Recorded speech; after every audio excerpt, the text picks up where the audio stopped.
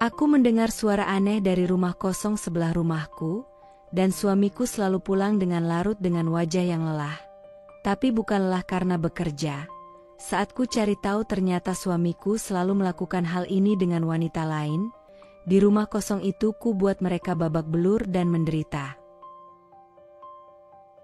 Sebelum masuk ke ceritanya, seperti biasa jangan lupa absen di kolom komentar ya. Terima kasih yang selalu hadir seperti dari Jogja, Tapanuli Tengah, Kalimantan Barat, bahkan ada yang dari luar negeri seperti Jepang dan Arab Saudi. Semoga sehat selalu dan diberi rejeki yang berlimpah ya. Gak usah lama-lama lagi, yuk kita langsung lanjut aja ke ceritanya.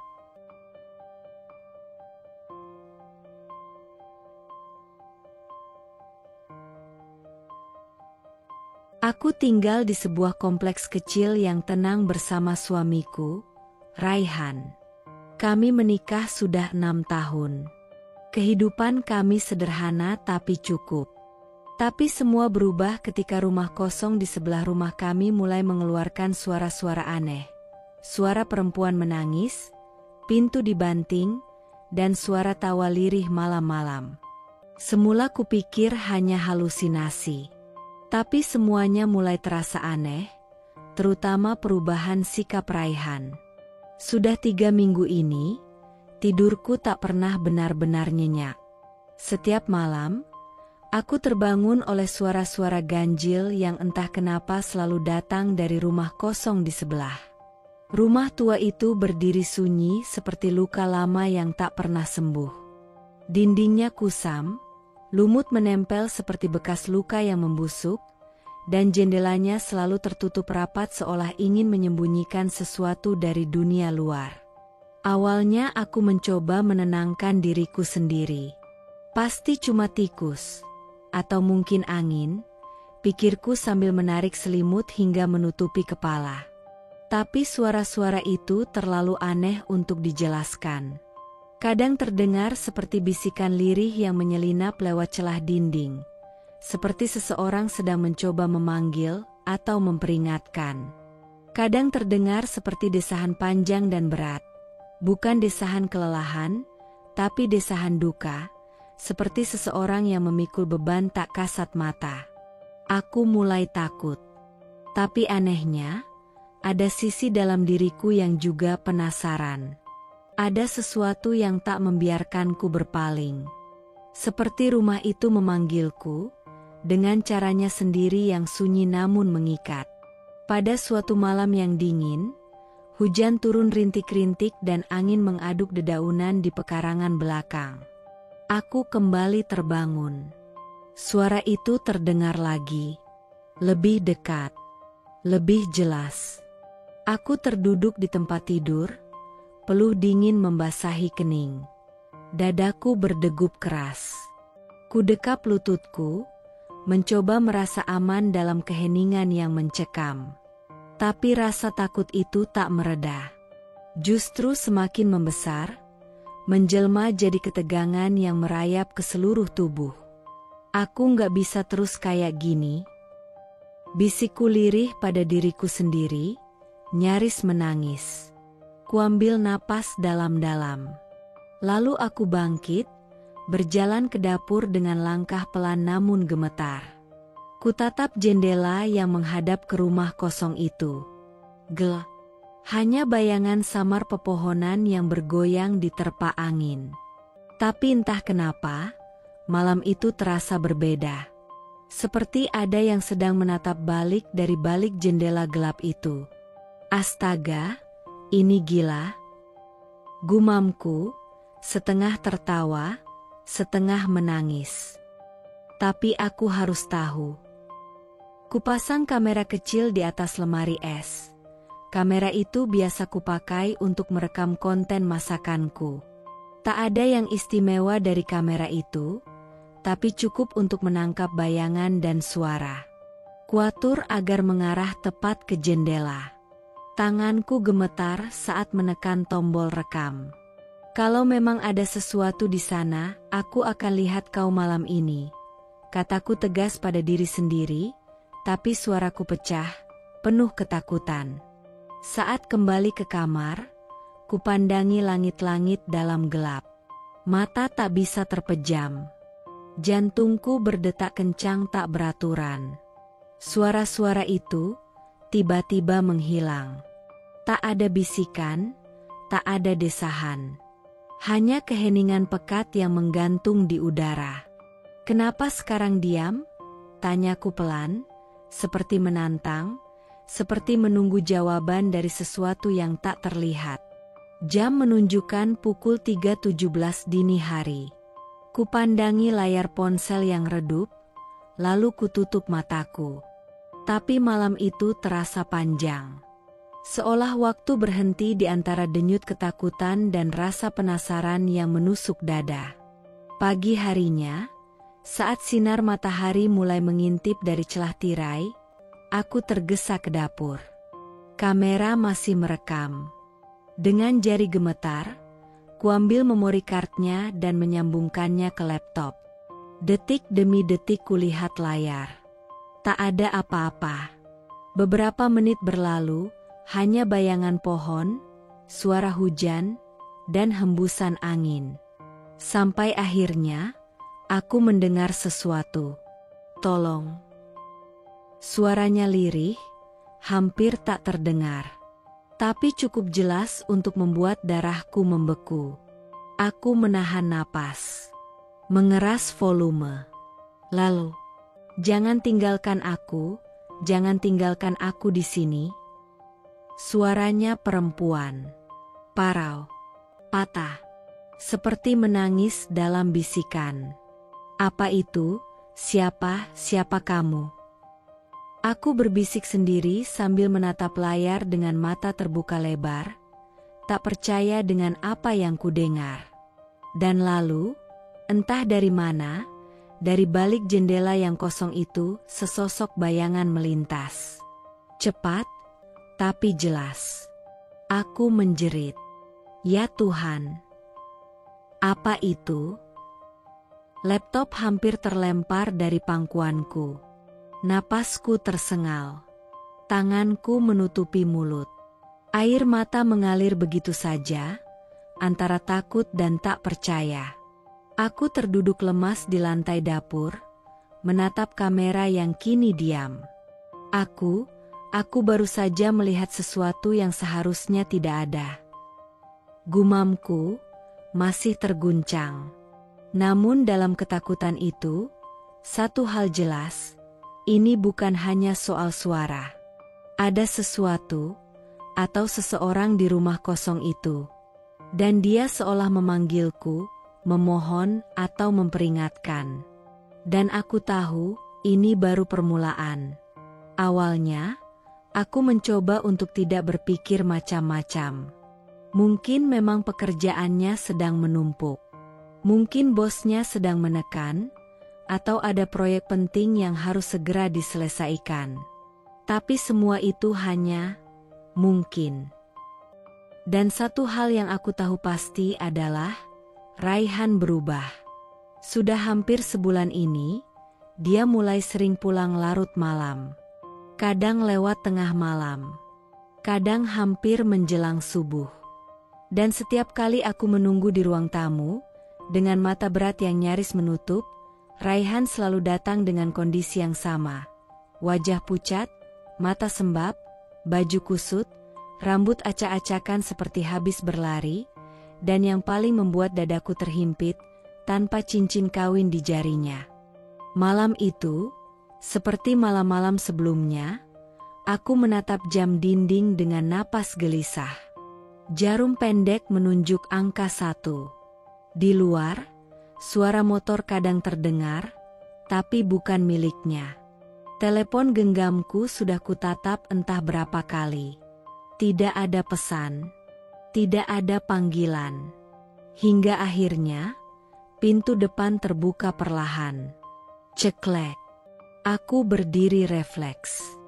Raihan masuk dengan langkah lelah, jaketnya terlepas dari bahu, rambutnya basah, entah karena hujan atau keringat. "Raihan," panggilku lirih, namun suaraku bergetar. Kamu dari mana? Dia berhenti sejenak, menatapku dengan mata yang tak seperti biasanya. Kosong. Seperti menatapku tapi tak benar-benar melihatku. Lembur, sayang. Kamu tahu, aku kerja buat kita.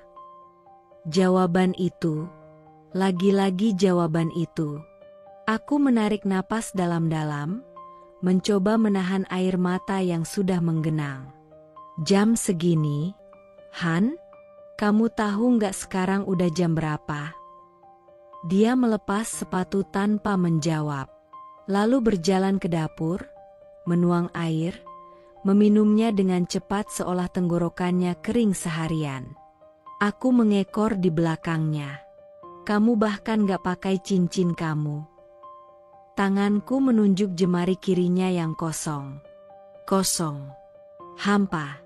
Seperti perasaan di dadaku yang kini mulai tak bisa kujelaskan. Raihan menunduk, lalu menatap jarinya. Ia tersenyum tipis, entah mengejekku atau mencoba menenangkan. Oh, itu.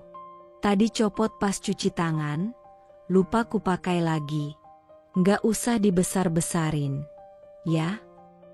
Suara dan nada bicaranya terdengar enteng, tapi justru dari situlah aku tahu, ada yang disembunyikannya. Kamu pikir aku bodoh? Bisikku. Kamu pikir aku nggak bisa bedain mana kamu yang jujur dan mana yang lagi nutupin sesuatu? Raihan memejamkan mata, lalu menghembuskan napas keras. Laras, aku capek. Aku baru pulang. Bisa nggak kita bahas ini besok? Aku menggeleng, air mataku mulai jatuh satu-satu. Setiap hari kamu bilang, besok, Raihan. Tapi besok itu nggak pernah datang. Aku nunggu kamu tiap malam. Aku masak, aku jagain rumah ini sendirian. Aku cuma minta sedikit kejujuran, itu terlalu berat buat kamu. Dia tak menjawab. Justru memilih berbalik dan berjalan ke kamar. Meninggalkanku berdiri sendiri di dapur yang kini terasa lebih dingin dari biasanya. Seolah kehangatan dalam rumah ini ikut pergi bersama dirinya. Aku terduduk di lantai, memeluk lututku. Suara jam dinding kembali terdengar, berdetak lambat dan menyayat. Rasa curiga dalam dadaku kini berubah jadi rasa sakit yang nyata. Bukan lagi sekadar firasat. Aku mengenalnya.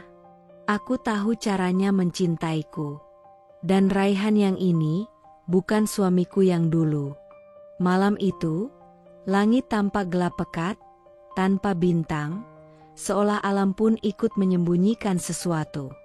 Angin berhembus pelan namun tajam, seperti bisikan yang mengelus tengkuku. Aku duduk sendiri di ruang tengah, hanya ditemani layar laptop dan secangkir teh yang sejak tadi tak tersentuh. Mataku terpaku pada video hasil rekaman kamera yang kupasang di dapur, mengarah langsung ke rumah kosong sebelah. Rekaman malam sebelumnya menunjukkan hal yang biasa. Kegelapan, bayangan pohon yang menari-nari di dinding, dan suara serangga malam. Tapi entah kenapa, malam ini aku merasa ada sesuatu yang akan berbeda. Lalu, tepat pukul 2.43 dini hari, terjadi sesuatu. Di layar, terlihat jendela rumah kosong yang biasanya gelap gulita menyala. Aku menegang. Detik demi detik berjalan lambat. Cahaya lampu dari dalam rumah itu tampak samar namun nyata. Bukankah rumah itu kosong? Bukankah tak pernah ada yang masuk ke sana sejak bertahun-tahun lalu? Tapi ini nyata. Aku membesarkan volume, mencondongkan tubuh ke depan. Dan tiba-tiba, terdengar suara. Hahaha, kamu gila, Raihan. Itu, suara perempuan. Tawa renyah, manja, menggoda. Jantungku berhenti berdetak sejenak. Lalu menyusul suara lain. SSST, pelan-pelan nanti ada yang dengar. Itu suara Raihan, suamiku. Tanganku refleks menutup mulut. Dada ini rasanya seperti diremas dari dalam. Suara tawa itu masih menggema di kepalaku. Tawa yang bukan milikku, tawa yang bukan berasal dari kebahagiaan kami, tapi dari pengkhianatan yang nyata. Enggak mungkin, enggak mungkin. Bisikku berulang-ulang, meski kenyataannya sudah terpampang di layar. Esok paginya, tanpa pikir panjang, aku menyelinap keluar lewat pintu samping. Langkahku pelan tapi pasti. Nafasku pendek-pendek. Aku menyusuri pagar yang membatasi rumah kami dengan rumah kosong itu, menyibakkan semak liar yang selama ini menjadi dinding diam antara dua dunia, duniaku dan dunia mereka. Tangan gemetar saat ku tarik celah pagar yang sudah berkarat. Aku masuk ke halaman rumah kosong itu. Tanahnya dingin. Rumputnya basah oleh embun pagi. Tapi aku terus berjalan, menyelinap ke sisi rumah, mencari jendela yang semalam bersinar. Di sana, ku dekatkan wajahku perlahan ke kaca jendela tua yang buram, menahan napas, mengintip ke dalam. Awalnya, hanya terlihat debu dan kegelapan. Tapi beberapa detik kemudian, samar-samar kulihat jejak kaki di lantai berdebu itu. Dan lebih jelas lagi, gelas bekas minuman di meja tua yang seharusnya kosong. Dan kemudian, suara itu datang lagi. Kamu yakin dia nggak curiga? Suara perempuan itu lebih jelas, lebih dekat. Laras? Ah, dia polos. Nggak bakal kepikiran kesini. Raihan, suamiku, dengan suaranya yang paling dingin, paling menghancurkan. Aku menutup mulut, menahan isak yang nyaris meledak. Kakiku nyaris tak mampu berdiri. Aku merasakan dunia runtuh perlahan, seperti langit yang pecah dan menimpa kepalaku satu persatu. Dia bukan hanya berbohong. Dia membawa perempuan itu ke rumah kosong sebelah. Rumah yang selama ini mengganggu tidurku. Rumah yang ternyata menjadi tempat rahasia dari kehancuran pernikahanku. Aku mundur perlahan, menahan napas, lalu berlari pulang dalam diam, menahan air mata yang sudah tak tertahankan. Sampai di dapur, aku terduduk, menggigil, memeluk tubuh sendiri. Kenapa, Raihan? Bisikku pelan. Kenapa harus di sana? Kenapa harus seperti ini?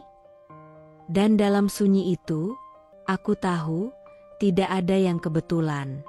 Rumah kosong itu bukan hanya rumah kosong. Ada rahasia. Ada kebusukan.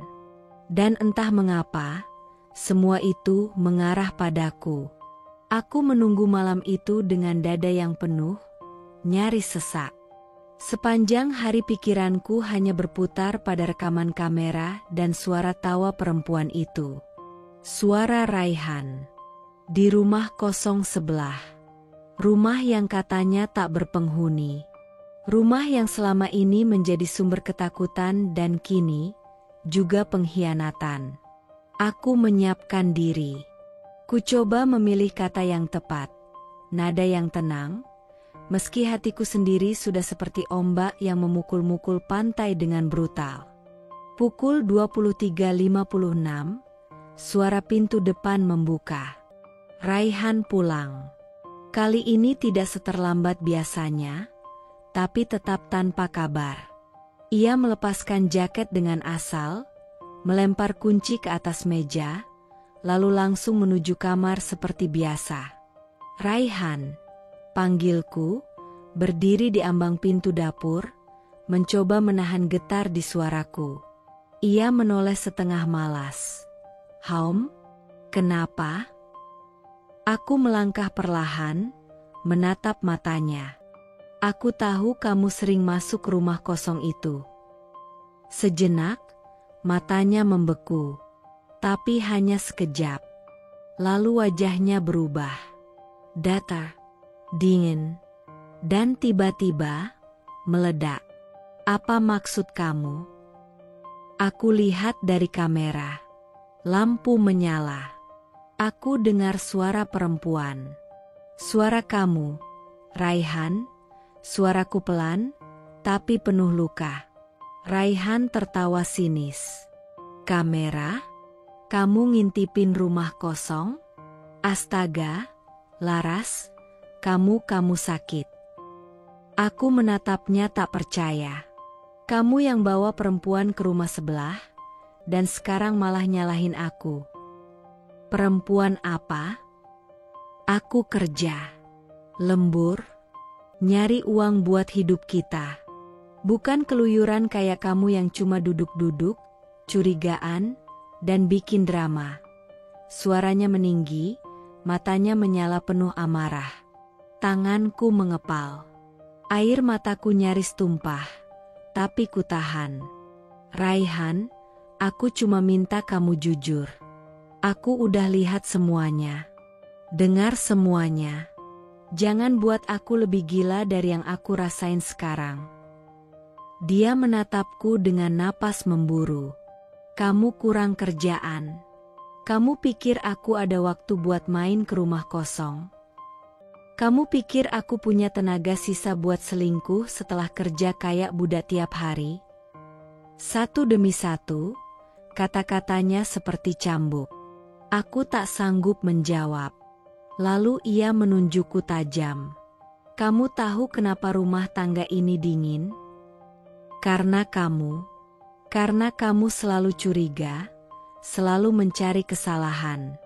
Kamu pikir dengan ngintip dan nuduh kayak detektif, kamu bisa menyelamatkan semuanya. Enggak, Laras. Justru kamu yang pelan-pelan ngerusak semuanya. Dan dengan itu, ia membanting pintu kamar. Suara benturannya menggema, seperti dentuman palu godam ke jantungku. Aku berdiri kaku di tempat, napasku tercekat. Tak ada lagi yang bisa kukatakan. Tak ada air mata yang cukup untuk menampung perih ini. Raihan menyangkal. Tapi matanya tak bisa berbohong. Dia tahu aku tahu. Dan dia takut. Takut rahasianya benar-benar terbongkar. Di tengah keheningan malam itu, aku tahu, kebenaran hanya menunggu waktu untuk meledak. Dan aku siap menjemputnya. Pagi itu, langit mendung. Seolah semesta pun enggan tersenyum padaku. Rumah ini sepi, hanya terdengar suara detak jam dinding dan gemericik air dari kamar mandi. Aku berdiri di depan mesin cuci, hendak memasukkan cucian kotor Raihan yang menumpuk di sudut kamar. Jarang sekali ia memberikannya langsung padaku belakangan ini. Entah kenapa, mungkin karena ia tahu akan ada sesuatu yang kutemukan. Tanganku mengaduk-aduk baju dalam keranjang, hingga kutarik satu jaket favoritnya, jaket biru tua yang selalu ia pakai saat katanya lembur. Ada noda kecil di kerah bagian dalam. Kecil, tapi sangat mencolok. Merah. Awalnya kukira saus. Atau darah. Tapi saat kusentuhkan ujung jariku, baunya langsung memukul wajahku. Lipstik. Lipstik merah terang. Warna yang berani. Warna yang tidak pernah aku pakai. Warna yang aku tahu, bukan milikku. Tanganku langsung lemas. Jaket itu terlepas dari tangan, jatuh ke lantai keramik, dan di sana masih tercium aroma parfum asing. Parfum itu manis, tajam, menyengat, menggoda. Sekali hirup, aku tahu. Itu bukan aroma rumah tangga. Itu aroma seorang perempuan lain. Aku terduduk di lantai, menggenggam jaket itu seperti menggenggam bukti dari kematian hatiku. Air mataku jatuh tanpa aba-aba. Rasanya seperti ditusuk dari belakang oleh orang yang selama ini kupeluk di depan. Raihan, suamiku, laki-laki yang dulu bersumpah akan menjaga aku dari segala luka, kini yang menanamkan luka itu paling dalam. Tapi aku tak bodoh. Tidak lagi. Aku melipat jaket itu rapi, memasukkannya ke dalam laci bawah lemari, menyimpannya seperti menyimpan peluru untuk perang yang belum dimulai. Aku tahu, waktunya akan datang. Dan malam itu, saat Raihan pulang, aku siap. Dia datang seperti biasa. Tanpa senyum. Tanpa sapa. Tanpa tanya apakah aku baik-baik saja. Ia hanya melempar kunci ke meja, membuka sepatu, lalu berjalan ke arah kulkas. Aku berdiri di dapur, menatapnya tajam. Raihan, panggilku pelan, menahan getar di suara yang hampir pecah. Dia menoleh. Hom. Aku mau tanya satu hal, kataku sambil berjalan ke lemari. Kubuka laci. Kutarik jaket itu. Dan kutunjukkan kerahnya ke arah wajahnya. Ini apa? Ia terdiam. Wajahnya tak langsung berubah. Tapi aku lihat matanya berkedip cepat. Rahangnya mengencang. Dia mencoba tetap tenang, namun aku tahu, dia panik. Laras, kamu mulai lagi, katanya datar. Jawab aku, Raihan, bentakku. Ini lipstik siapa? Dan ini, aku menarik kain itu ke dekat wajahku. Parfum ini, siapa yang pakai? Karena jelas bukan aku. Dia tertawa kecil. Sinis. Pedas. Kamu tuh punya banyak waktu buat drama. Ya? Sampai ngendus-ngendus jaket segala. Hatiku langsung tersayat. Tapi aku tak menyerah. Jangan alihkan. Jauh. Aku gak minta banyak. Aku cuma mau tahu, kamu masih setia sama aku atau tidak. Dia menggeleng, lalu mendekat, berdiri di hadapanku. Kamu tuh kenapa sih? Laras? Kamu makin hari makin gak waras. Gak waras? Bisikku. Kamu yang selingkuh. Aku yang gak waras. Dia mengangkat suaranya. Kamu paranoid. Kamu insecure. Kamu gak percaya sama aku. Aku gak percaya? Atau kamu yang sudah gak pantas dipercaya? Raihan? Teriakku, akhirnya kehilangan kendali. Kamu pikir aku bodoh? Kamu pikir aku gak tahu kamu main ke rumah sebelah? Aku udah dengar. Raihan, suara kamu, suara perempuan itu, tawa kalian. Dia terdiam, tapi hanya sebentar. Lalu, meledak. Kamu cuma insecure karena gak bisa bikin aku bahagia lagi. Seisi ruangan mendadak hening. Napas Raihan memburu. Matanya menantang. Suaranya masih bergetar karena marah. Tapi kata-kata itu sudah telanjur menghancurkan semuanya. Aku terpaku. Rasanya seluruh tubuhku mati rasa. Bibirku gemetar. Apa yang kamu bilang barusan? Dengar, Laras, katanya dengan suara yang lebih rendah tapi lebih tajam. Aku butuh istri, bukan detektif. Aku butuh kehangatan, bukan tuduhan. Dan kamu udah berubah. Rumah ini dingin. Kamu dingin. Kita udah gak kayak dulu lagi. Aku mundur perlahan, menjauh darinya. Mataku tak berkedip, tapi air mataku mengalir deras. Kamu tahu gak, Raihan, kataku pelan, aku berubah karena kamu juga udah berubah. Aku bukan detektif. Aku cuma istri yang berjuang mempertahankan sesuatu yang perlahan kamu hancurkan, setiap hari, tanpa penyesalan. Dia terdiam, menatapku, tapi tak berkata apa-apa. Aku menarik napas panjang, lalu berjalan melewatinya. Tapi sebelum masuk kamar, aku berbalik. Terima kasih, Raihan, karena akhirnya kamu jujur. Meskipun bukan lewat pengakuan, tapi lewat penghinaan. Lalu aku menutup pintu. Di baliknya, aku menangis seperti anak kecil. Tapi air mata kali ini, bukan karena patah hati saja. Tapi karena aku tahu, cinta itu telah mati. Dan aku harus menguburnya. Dengan tanganku sendiri. Malam itu, udara begitu dingin, tapi hatiku lebih beku dari angin yang menusuk kulit.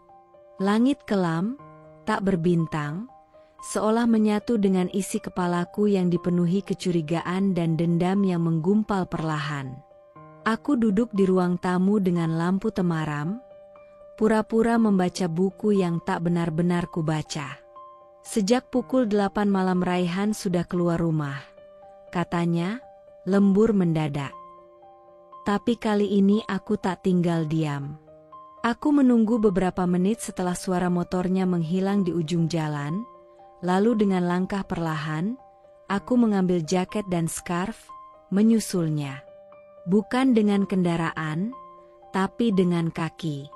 Aku ingin berjalan. Aku ingin merasakan setiap langkahku menuju kebenaran, betapapun perihnya. Aku berjalan cepat, menunduk, menyusuri gang kecil di samping rumah kami, bersembunyi dalam bayang-bayang pagar tetangga dan pohon mangga tua.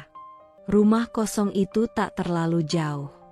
Tapi malam membuat jaraknya terasa jauh dan menakutkan.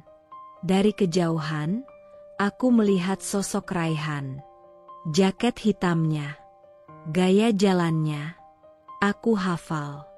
Dia berjalan ke arah rumah kosong itu dengan langkah yakin, tanpa ragu. Seolah rumah itu memang sudah menjadi miliknya. Tangannya mengeluarkan sesuatu dari saku. Kunci. Ya Tuhan, dia punya kunci rumah itu. Tanganku langsung mencengkeram dada. Rasanya jantungku bisa meledak. Tapi aku tak bergerak. Aku hanya berdiri di balik pohon besar, beberapa meter dari pagar rumah kosong itu. Raihan membuka pintu perlahan. Lalu masuk. Gelap kembali. Sunyi. Tapi aku tahu, dia di dalam. Dengan seseorang. Aku berdiri di sana, dalam dinginnya malam, hanya berbalut jaket tipis dan kesabaran yang mulai koyak. Setiap detik terasa seperti satu abad. Air mataku menetes pelan, tapi tak kutahan. Tak perlu. Tak ada yang bisa menghiburku sekarang. 2 jam. 2 jam aku menunggu. Tanpa suara. Tanpa gerak. Sampai akhirnya, pintu itu terbuka kembali. Aku menahan napas. Menunduk sedikit agar tak terlihat. Dan di sana, Raihan keluar. Dengan seorang perempuan. Perempuan muda. Tubuhnya tinggi semampai. Rambut panjang ikal yang dibiarkan tergerai. Pakaiannya minim. Rok pendek hitam dan atasan merah yang ketat, nyaris memperlihatkan seluruh lengkung tubuhnya. Kakinya jenjang, wajahnya cantik, dengan senyum yang menyebalkan. Dan yang paling menghancurkan, tangan mereka saling menggenggam. Aku menggigit bibirku sampai hampir berdarah. Perempuan itu tertawa, suaranya nyaring, manja. "Mas, nanti kalau istrimu tahu gimana dong?" katanya sambil merangkul lengan Raihan. Dan Raihan tersenyum. Senyum yang bahkan tak pernah lagi kutemui di rumah. "Biarin aja," jawabnya ringan. "Dia gak akan tahu apa-apa." Aku terisak pelan. Tertahan. Tubuhku bergetar hebat. Seolah setiap kata yang diucapkannya adalah peluru yang menembus jantungku. Dia menggenggam tangan perempuan itu erat, menuntunnya ke arah motor. Membukakan helm. Membelai rambutnya. Romantis. Seolah tak pernah ada aku dalam hidupnya. Dan saat motor mereka berlalu, aku terduduk di tanah. Lemas. Tercabik. Dia bohong. Dia selingkuh. Dan dia bahkan tidak merasa bersalah. Malam itu aku tahu, ini bukan lagi tentang cinta. Ini tentang harga diri. Tentang luka yang tak bisa disembuhkan dengan kata, maaf. Ini tentang seorang istri yang dikhianati bukan hanya oleh perzinahan, tapi oleh kejamnya kebohongan yang dikemas dalam kasih sayang pura-pura. Aku pulang dengan langkah gontai. Tapi di balik air mataku, ada satu hal yang bangkit.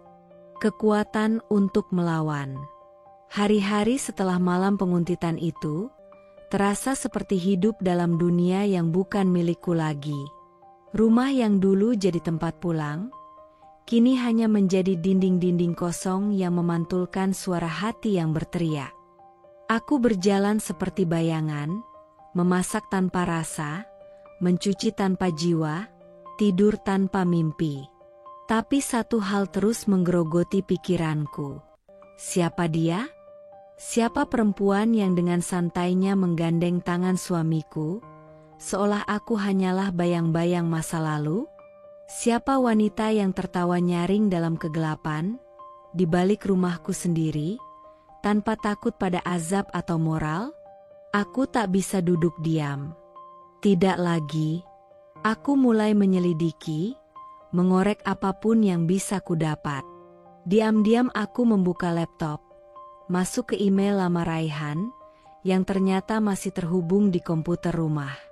Aku mencari dengan kata kunci yang paling sederhana tapi berbahaya, Nadia.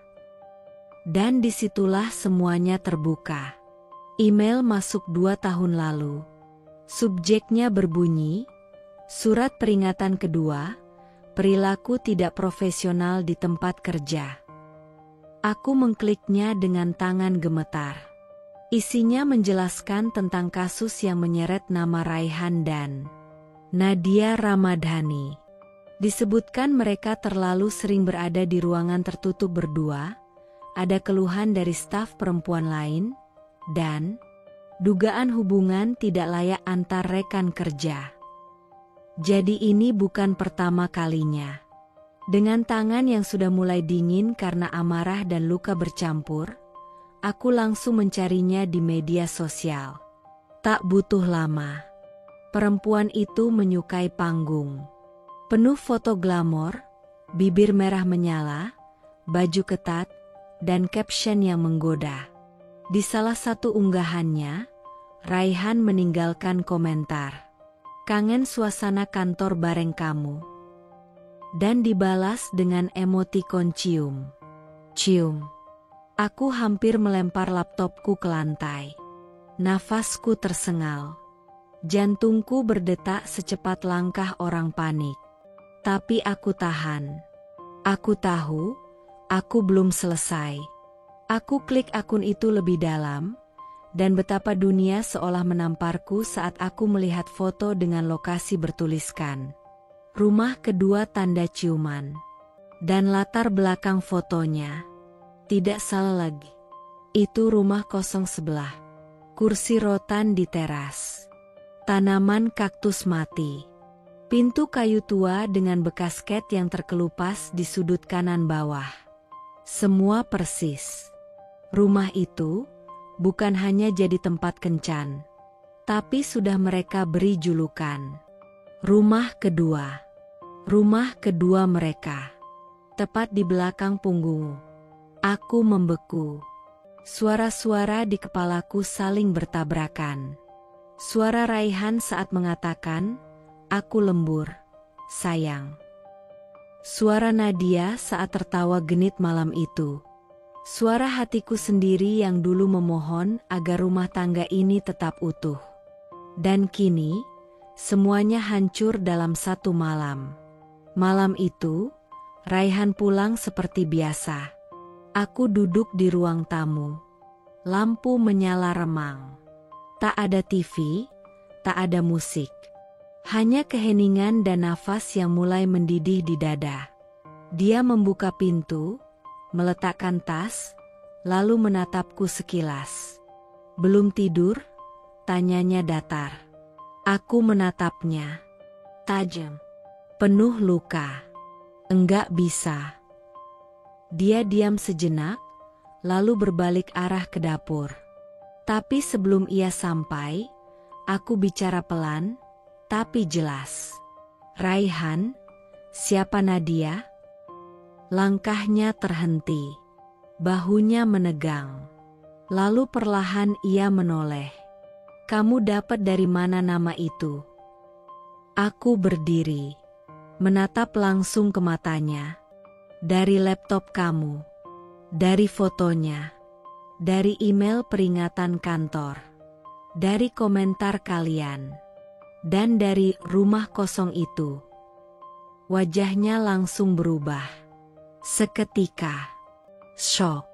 Tapi ia berusaha menutupinya dengan senyum tipis yang dingin. "Kamu ngintip email kerjaanku? Setelah kamu nginjak harga diriku, aku rasa itu bukan hal besar." Dia menghela napas. "Laras, jangan mulai lagi, aku capek." "Capek?" Aku memotong dengan suara yang meninggi. Suaraku pecah oleh isakan yang kutahan sejak pagi. "Yang capek itu aku, Raihan. Capek pura-pura gak tahu. Capek tidur di sebelah orang yang ternyata berbohong setiap malam. Aku capek jadi istri yang dianggap bodoh dan buta." Dia menggeram. "Kamu cuma terlalu sensitif." Aku tertawa, tapi tawa getir, seperti orang yang sudah tak punya air mata. "Aku terlalu sensitif? Setelah kamu jalan sama perempuan lain, tertawa di rumah sebelah, megang tangannya, dan nginep di rumah yang kita sama-sama tahu bukan milikmu." Akhirnya, dia tak bisa menjawab. Hanya diam. Terpojok. "Aku tahu siapa dia sekarang," kataku pelan. "Nadia. Perempuan yang dulu dipecat karena selingkuh dengan atasannya. Perempuan yang sekarang kamu bawa ke belakang rumahmu sendiri. Di bawah langit yang sama dengan aku. Di tembok yang sama dengan kamar anak kita. Kamu pikir aku gak akan tahu? Kamu pikir aku akan diam?" Raihan tertunduk. Untuk pertama kalinya, diam 1000 bahasa.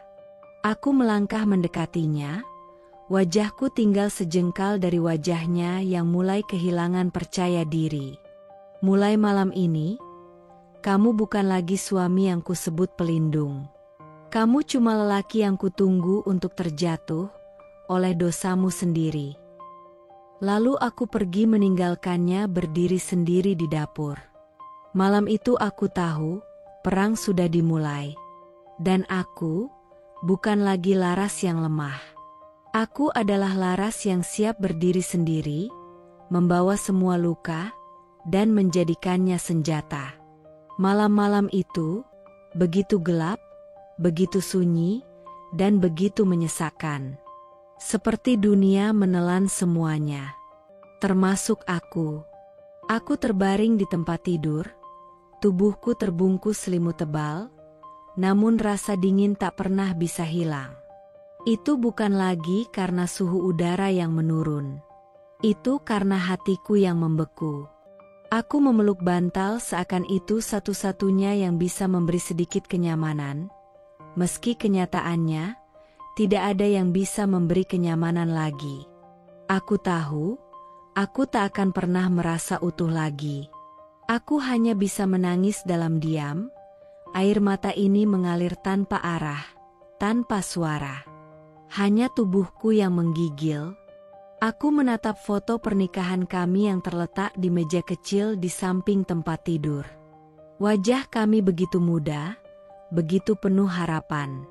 Aku masih ingat betul saat itu, bagaimana Raihan memelukku dengan penuh cinta, bagaimana kami berjanji untuk saling setia dan membangun masa depan bersama.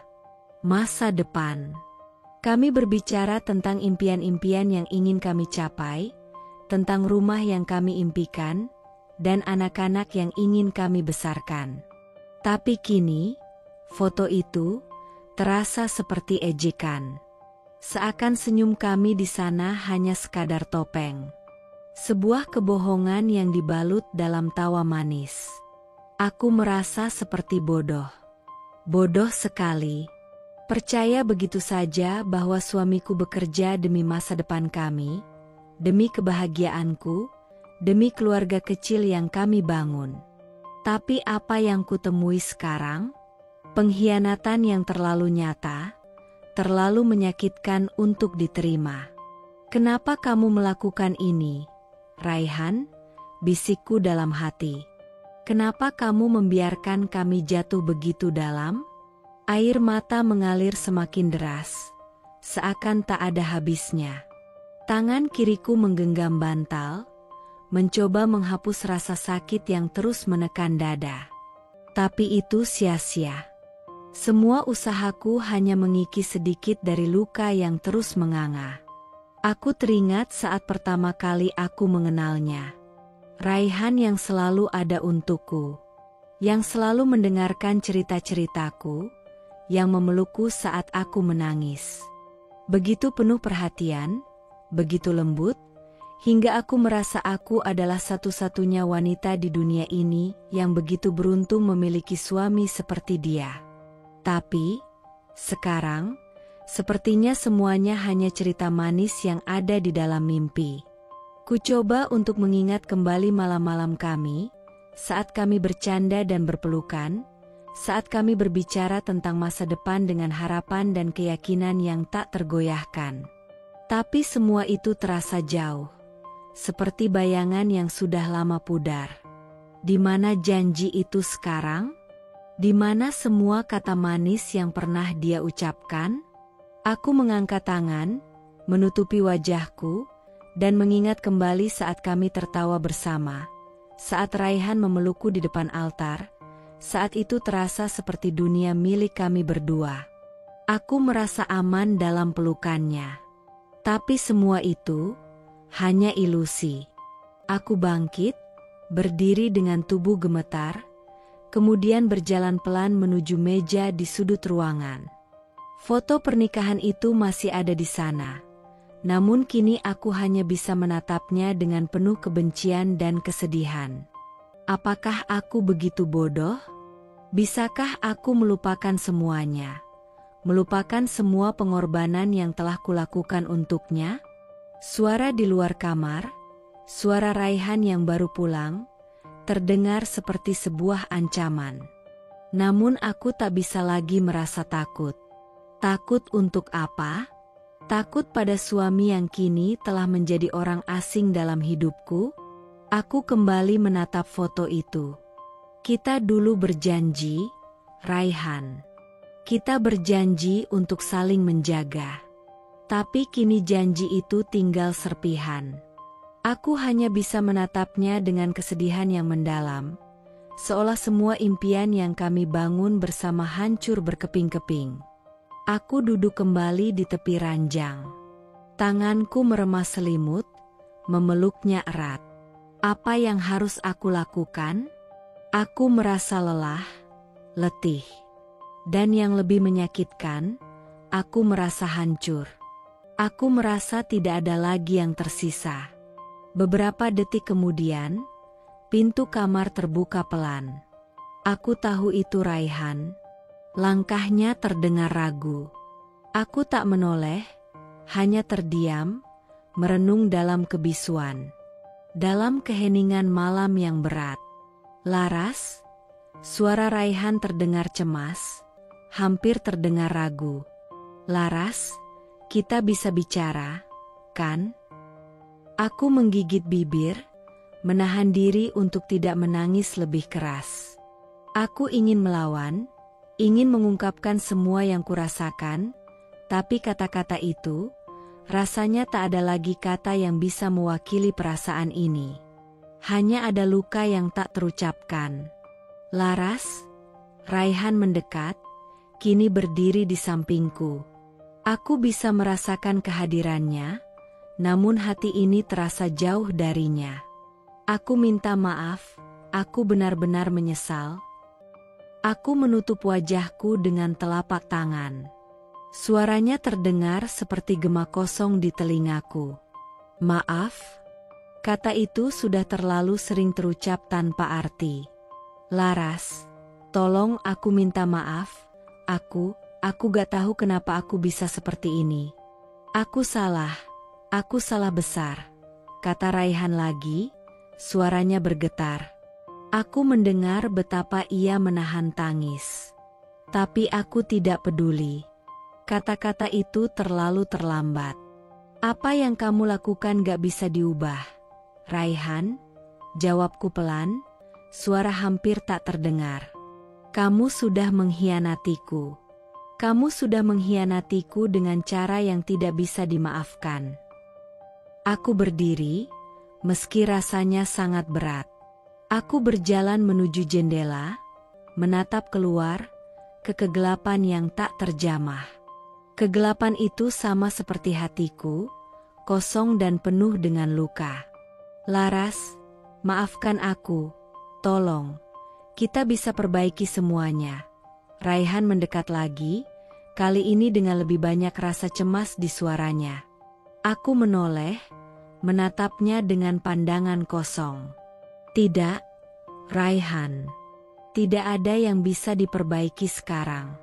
Kamu sudah terlalu jauh meninggalkan aku dan cinta kita. Air mata kembali mengalir, tetapi aku tidak berteriak. Aku tidak meronta. Hanya ada kehampaan yang begitu dalam, yang rasanya menenggelamkanku perlahan. Aku hanya merasa kosong, hancur.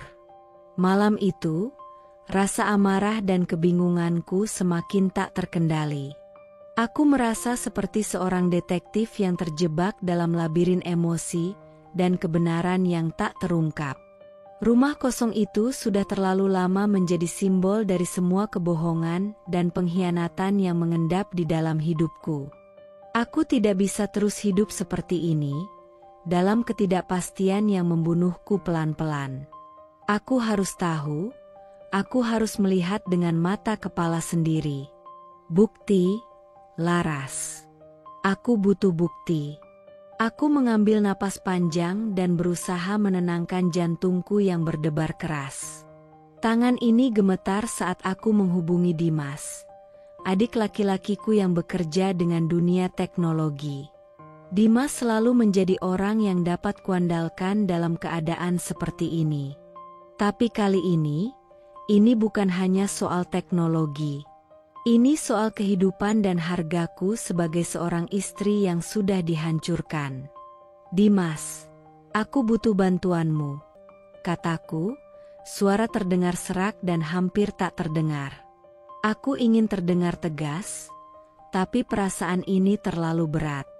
Kamu harus bantu aku ambil rekaman dari rumah kosong itu. Aku perlu tahu apa yang sebenarnya terjadi di sana. Dimas terdengar terkejut di ujung telepon, namun suaranya tetap tenang. Kak, kamu yakin? Ini gak main-main. Ini bukan hanya soal kamera.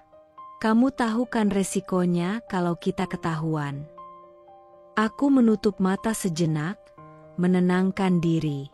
Aku tahu apa yang sedang dipertaruhkan, tapi aku juga tahu kalau aku tidak bisa terus-terusan bersembunyi dalam ketakutan. Aku tahu, Dimas. Aku sudah berpikir panjang tentang ini. Aku butuh bukti kuat. Aku gak bisa hidup dalam kebohongan ini lagi. Aku gak bisa terus jadi wanita bodoh yang percaya dengan janji-janji kosong itu. Baiklah, jawab Dimas, dan aku bisa mendengar suara keyakinan dalam suaranya, meskipun aku tahu ia khawatir. Aku akan bantu, Kak, tapi kamu harus hati-hati. Ini bukan hal kecil. Aku mengangguk meski Dimas tidak bisa melihatnya. Terima kasih, Dimas. Aku tahu kamu bisa. Malam itu, aku merasa seperti berada di tepi jurang, dengan satu langkah lagi untuk mengambil keputusan yang tak bisa diubah. Aku mengumpulkan keberanianku dan keluar dari rumah, menuju ke rumah kosong itu dengan langkah yang berat, namun pasti. Setiap langkah terasa seperti beban yang semakin menekan dadaku. Aku tidak tahu apa yang akan terjadi selanjutnya, tapi aku tidak punya pilihan selain maju. Aku parkir mobil jauh dari rumah itu, memastikan tak ada seorang pun yang bisa melihat ke arahku. Langkahku tertatih, namun mataku dipenuhi dengan tekad. Aku tahu ini bukan hanya tentang menghancurkan Raihan, ini lebih besar dari itu. Ini tentang aku yang harus kembali menemukan diriku yang hilang. Tentang aku yang berhak mengetahui kebenaran. Saat aku sampai di rumah kosong itu, aku merasakan ketegangan yang luar biasa. Udara malam itu terasa lebih berat dari biasanya, seperti dunia menimbang setiap langkahku. Aku menyelinap ke dalam rumah itu dengan hati-hati, melangkah pelan-pelan melewati ruangan yang gelap. Aku tahu mereka akan datang, dan aku hanya punya waktu beberapa jam. Aku mengeluarkan kamera tersembunyi kecil yang telah kusiapkan sebelumnya. Rasanya seperti sebuah permainan berbahaya, namun aku harus melakukannya. Aku harus memiliki bukti yang tidak bisa mereka bantah. Aku harus tahu apa yang sebenarnya terjadi di balik pintu-pintu yang terkunci rapat ini. Dengan hati-hati, aku pasang kamera di ruang tamu yang tak jauh dari pintu masuk. Aku meletakkannya di tempat yang tersembunyi, jauh dari pandangan. Aku harus memastikan semuanya terekam, tanpa ada yang tahu. Dalam keheningan yang mencekam, aku merasa seperti seorang penjaga yang mengawasi, menunggu sesuatu yang akan menghancurkan semua angan-anganku. Setelah memastikan kamera terpasang dengan aman, aku keluar dari rumah itu dengan langkah yang cepat, hampir terburu-buru. Aku tidak bisa menahan napasku yang tercekat.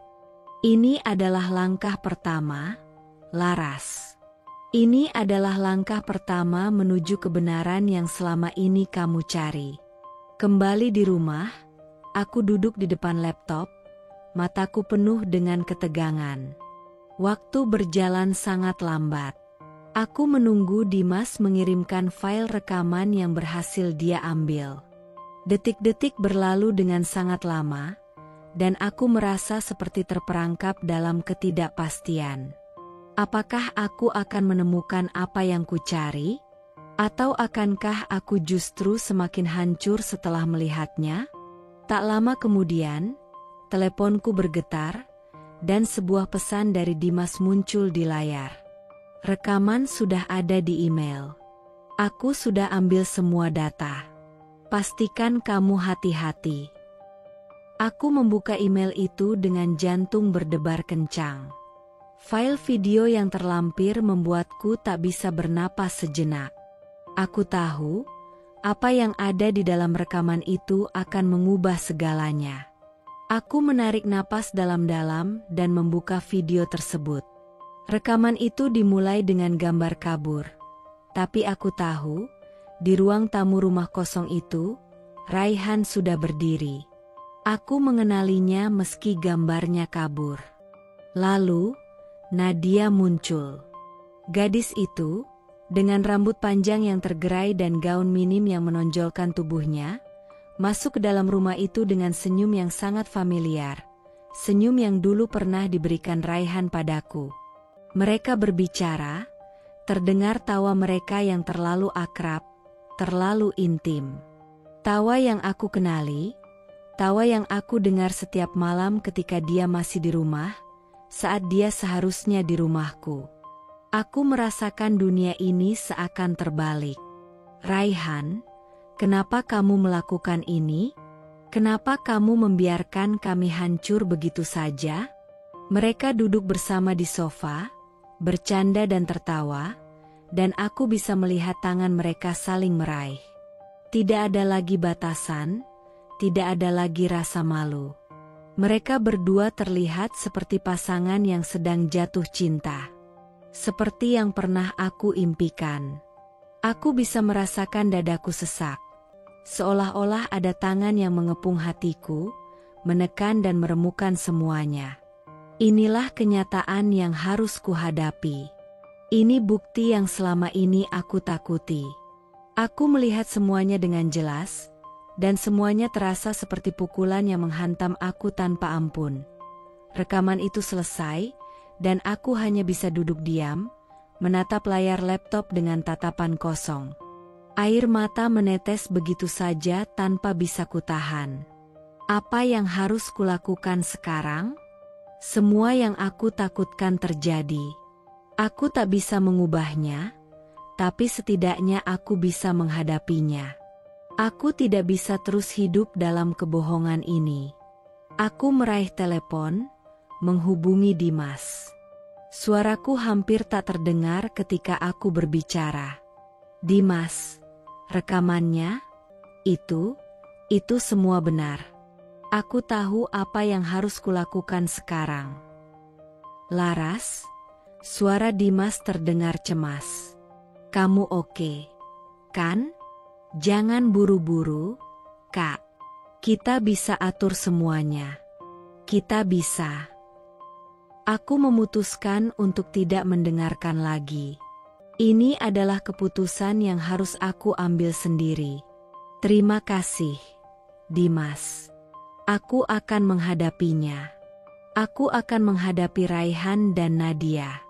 Aku tak bisa lagi menunggu kebenaran datang dengan sendirinya. Aku harus mengambilnya. Aku memejamkan mata sejenak, merasakan rasa sakit yang mendalam ini. Tapi dalam hati, ada sesuatu yang lebih kuat, keputusan. Aku tidak akan menyerah. Aku akan berjuang untuk diriku sendiri. Aku menatap layar laptop itu, tidak percaya dengan apa yang baru saja kudengar. Suara mereka, suara Raihan dan Nadia, berkali-kali berputar di kepalaku, seperti cacian yang tak berhenti menghujam. Tidak ada lagi ruang untuk kebohongan, tidak ada lagi alasan untuk berharap. Semua yang aku takutkan, semua yang selama ini berusaha kubungkam, akhirnya terungkap dengan jelas dan keras di depan mataku. Aku mendengarnya dengan jelas. Suara tawa mereka, penuh dengan ejekan dan kebencian. Tawa yang dulu aku dengar sebagai bagian dari kebahagiaan kami, kini berubah menjadi suara yang menusuk hati, menghancurkan apa yang tersisa. Mereka sedang tertawa. Lihat tubuh dia, udah kayak ibu-ibu kelelahan. Gak ada gairah hidup lagi. Nadia tertawa dengan nada yang tak bisa kusebutkan dengan kata-kata. Itu lebih seperti hinaan yang begitu rendah, begitu jahat. Setiap kata yang keluar dari mulutnya seperti pisau yang menusuk langsung ke hatiku. Raihan ikut tertawa. Tawa yang dulu pernah aku anggap hangat, kini terasa dingin dan penuh kebencian. Dia cuma beban. Semua yang dia lakukan gak ada artinya lagi. Aku capek, Nadia. Capek. Setelah semua ini selesai, tinggal tunggu waktu aku ceraiin dia. Gak ada yang bisa bertahan hidup dengan perempuan kayak dia. Aku merasa dunia ini mendadak membisu. Suara mereka yang tertawa itu terlalu jelas, terlalu nyata, menghancurkan segalanya yang dulu kubanggakan. Begitu mudahnya mereka merendahkan diriku. Begitu mudahnya Raihan menganggapku sebagai beban.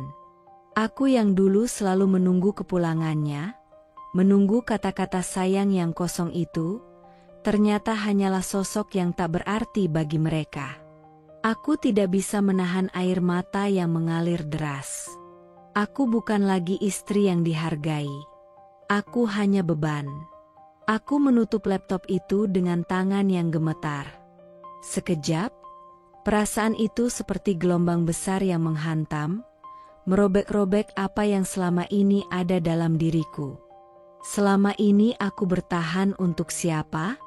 Untuk suamiku yang ternyata memandangku sebelah mata? Untuk seorang pria yang dengan mudahnya memutuskan aku tak ada artinya lagi? Air mataku tidak berhenti. Aku memandang foto-foto kami yang terpajang di meja, yang dulu aku anggap sebagai simbol kebahagiaan. Semua itu terasa seperti lelucon yang sangat pahit sekarang.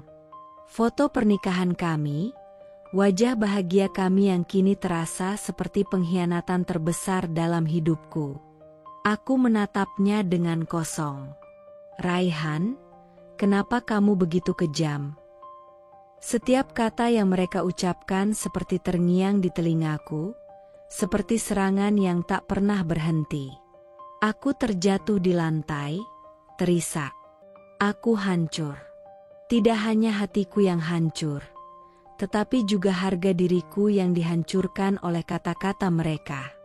Di dunia yang begitu aku banggakan ini, ternyata aku hanya dilihat sebagai beban yang layak ditinggalkan begitu saja.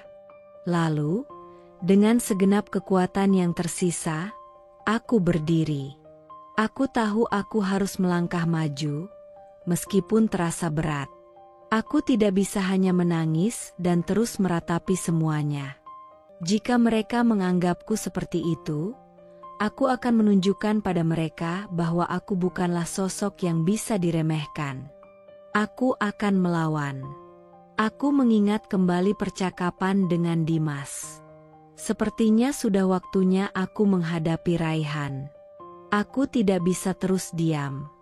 Aku harus menunjukkan padanya bahwa aku tidak akan tunduk pada penghinaannya. Aku akan memperlihatkan bukti ini.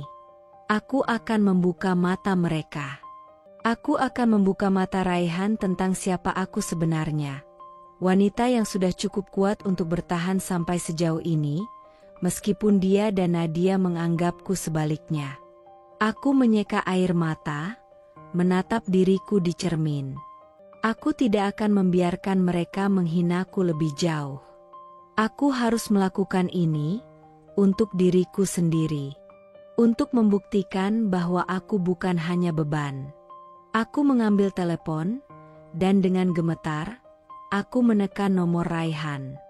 Suara dering telepon terasa seperti detik-detik yang membawaku pada sesuatu yang tak terhindarkan. Jantungku berdebar kencang, rasanya seperti ada bara api yang menyala di dalam dada. Ketika akhirnya Raihan mengangkat telepon, suaranya terdengar tenang, terlalu tenang, seolah dia tidak tahu apa yang telah aku temukan. "Ada apa, sayang?" tanya Raihan, masih dengan nada datar yang terasa asing. Aku menahan amarah yang membara, mencoba untuk berbicara dengan tenang meskipun hatiku ingin berteriak. "Raihan, aku tahu semuanya. Aku tahu apa yang kamu lakukan. Aku mendengar semuanya. Aku melihat semuanya." Terdengar keheningan di ujung telepon. Suara Raihan yang biasanya penuh dengan kebohongan dan janji manis kini terdengar gugup, seperti ia tak bisa lagi mengendalikan keadaan. "Laras, apa yang kamu bicarakan? Jangan berpura-pura, Raihan.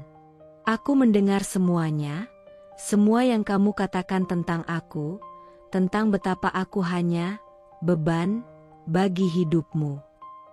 Suaraku mulai pecah, meskipun aku berusaha keras untuk tetap tenang. Dan aku tidak akan diam saja. Aku akan menunjukkan padamu siapa aku sebenarnya. Aku tidak akan membiarkan kamu dan Nadia menghinaku lebih jauh. Aku menunggu beberapa detik yang terasa sangat lama, sampai akhirnya Raihan berbicara dengan nada yang lebih rendah, lebih penuh kekesalan.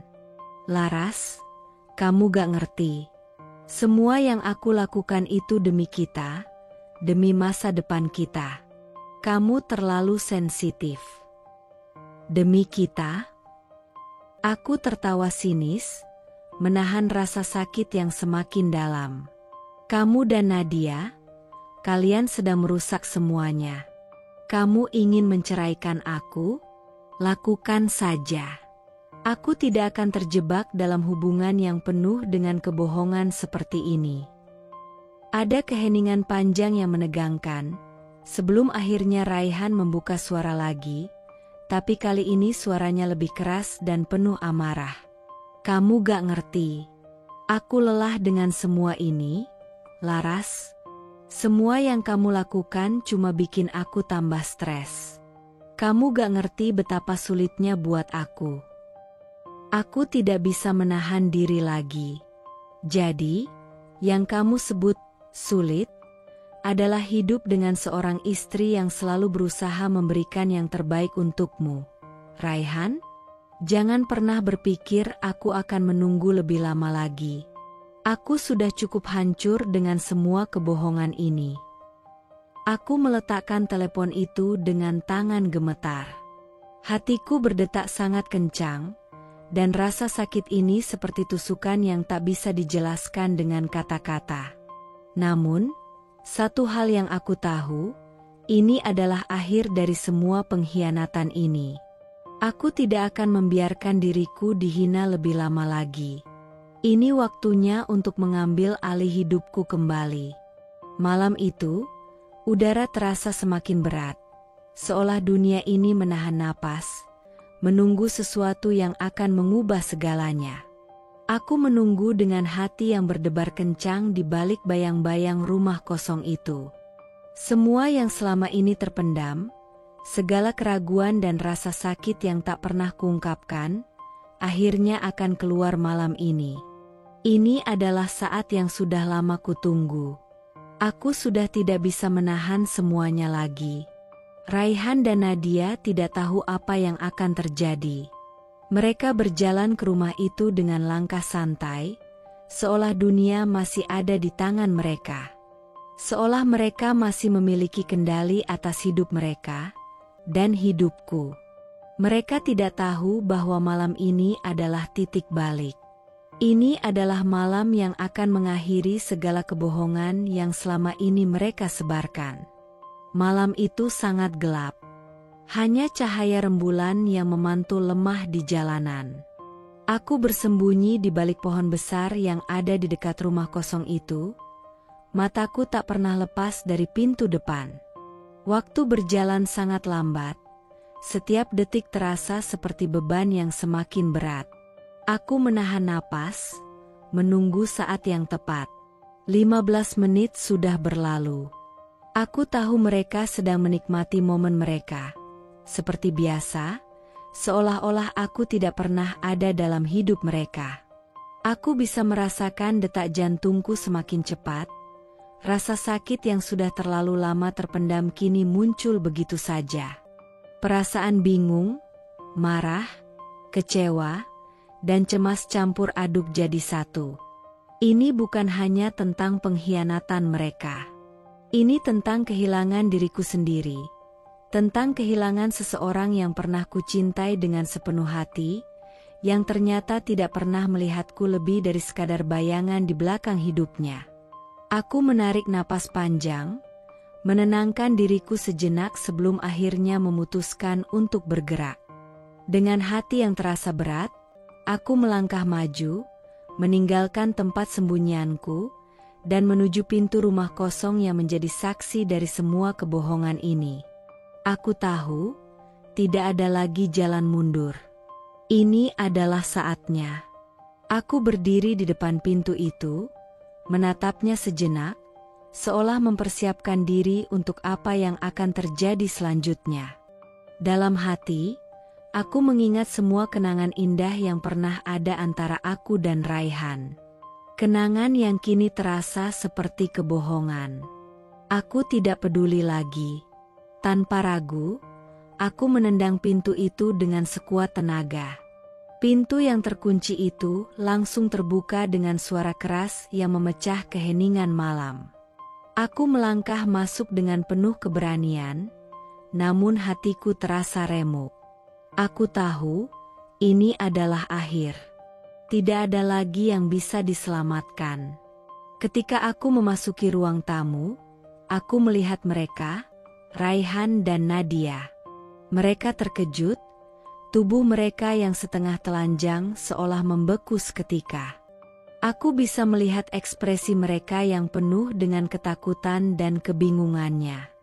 Nadia menjerit, berusaha menutupi tubuhnya. Sementara Raihan hanya bisa berdiri terpaku, matanya membelalak tak percaya, seolah-olah dia tidak tahu apa yang harus dilakukan. Aku berdiri diam di sana, menatap mereka berdua tanpa sedikit pun air mata. Tidak ada teriakan, tidak ada ledakan kemarahan. Hanya diam. Diam yang jauh lebih mengerikan daripada sekadar amarah. Aku merasa seluruh tubuhku dipenuhi dengan rasa sakit yang luar biasa, tapi aku tidak akan menunjukkan itu kepada mereka. Tidak lagi. Aku menarik napas dalam-dalam, membiarkan kata-kata itu keluar dengan dingin dan penuh ketegasan. Sudah puas mengkhianati istrimu sendiri di belakang rumahnya? Suara itu terdengar tajam, lebih tajam dari yang aku kira. Setiap kata yang keluar dari bibirku terasa seperti pisau yang menembus kulit mereka. Aku tidak peduli lagi jika mereka merasa terluka. Aku yang lebih terluka. Raihan terdiam. Wajahnya yang biasanya tanpa percaya diri, kini terlihat rapuh, seolah-olah dia baru saja diserang oleh kenyataan yang tidak bisa dia elakkan. Nadia yang tampaknya terkejut, tampak tidak tahu harus berbuat apa. Wajahnya pucat, matanya berbinar ketakutan. Tapi aku tidak peduli pada ekspresinya. Aku hanya ingin mereka mendengarkan aku. Aku hanya ingin mereka tahu bahwa aku tahu segalanya. Raihan akhirnya membuka mulutnya. Suaranya terdengar gugup, penuh dengan kebingungannya. Laras, aku bisa jelasin semuanya. Ini bukan seperti yang kamu kira. Aku memotong kata-katanya dengan suara yang semakin datar, semakin penuh kepahitan. Tidak, Raihan. Tidak ada lagi yang perlu dijelaskan. Semua yang kamu lakukan selama ini, aku sudah tahu. Aku sudah cukup mendengar alasan-alasan kosongmu. Kamu dan Nadia, kalian sudah memutuskan jalan kalian sendiri. Dan aku juga sudah memutuskan jalan hidupku. Aku tidak bisa lagi menahan sakit itu. Raihan, yang dulu aku percayai, ternyata hanya seorang lelaki pengecut yang memilih kebohongan demi kebohongan. Aku menatapnya dengan mata yang penuh kebencian, meskipun aku tahu itu adalah hal yang paling menyakitkan untuk kulakukan. Kamu pikir, dengan semua alasan itu, kamu bisa mengubah kenyataan? Kamu dan Nadia, kalian berdua hanya mengkhianati aku, bukan? Menghinaku di belakang rumah yang dulu kita bangun bersama. Nadia, yang tadi diam, kini mulai berbicara dengan suara penuh penyesalan, meski jelas ada sedikit ketakutan di sana. Laras, aku minta maaf. Aku tidak tahu harus bagaimana. Aku tidak bermaksud untuk. Aku melangkah maju, mendekatkan diri padanya dengan langkah yang tegas, dan menatapnya dengan penuh kebencian. Kamu minta maaf? Aku bertanya dengan nada yang penuh dengan penghinaan. Kamu tahu apa yang kamu lakukan itu salah, Nadia, tapi kamu tetap memilih untuk melakukannya. Kamu tahu siapa aku, dan kamu tetap masuk ke dalam hubungan ini. Tidak ada yang bisa menghapus kenyataan ini. Tidak ada maaf yang cukup untuk itu. Aku menoleh pada Raihan, yang masih terdiam, matanya kini dipenuhi rasa bingung yang dalam. Raihan, aku tahu kamu lelah dengan pernikahan ini. Aku tahu kamu ingin kebebasanmu kembali. Jadi aku akan memberikannya padamu. Aku tidak akan bertahan lagi dalam hubungan yang penuh dengan kebohongan ini. Aku tidak akan menjadi istri yang terus-menerus disakiti dengan cara ini. Raihan membuka mulutnya lagi. Kali ini suaranya terdengar lebih rendah, penuh dengan penyesalan. Laras, aku minta maaf. Ini bukan apa yang aku inginkan. Aku tidak tahu harus bagaimana. Aku mencintaimu. Aku terdiam sejenak. Mataku mulai berkilau, namun aku tak ingin menunjukkan kelemahanku di depan mereka. Aku sudah cukup. Semua kata-kata itu hanyalah kebohongan belaka. Cinta? Itu apa? Cinta yang kau beri hanya untuk menutupi pengkhianatanmu? Aku tidak butuh cinta yang seperti itu, Raihan. Aku ingin kebahagiaan. Aku ingin hidup yang lebih baik, tanpa harus terus hidup dalam bayang-bayang kebohongan ini. Aku menghela napas panjang, merasa beban berat yang sudah lama menghimpit dada akhirnya sedikit terangkat. Aku menatap mereka satu persatu, lalu berbalik dan melangkah keluar dari rumah kosong itu, meninggalkan mereka berdua dalam keheningan yang menggigit. Namun, saat aku melangkah keluar, aku merasa bahwa ini adalah awal baru. Meskipun hatiku hancur, aku tahu aku akan bisa sembuh. Aku akan menemukan kebahagiaan yang aku cari, meskipun mungkin itu berarti aku harus melepaskan seseorang yang pernah kucintai dengan segenap jiwa. Ini adalah langkah pertama menuju kebebasan untuk diriku sendiri.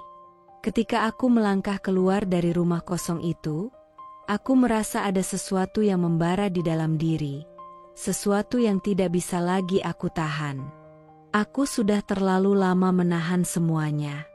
Kemarahan, sakit hati, rasa pengkhianatan.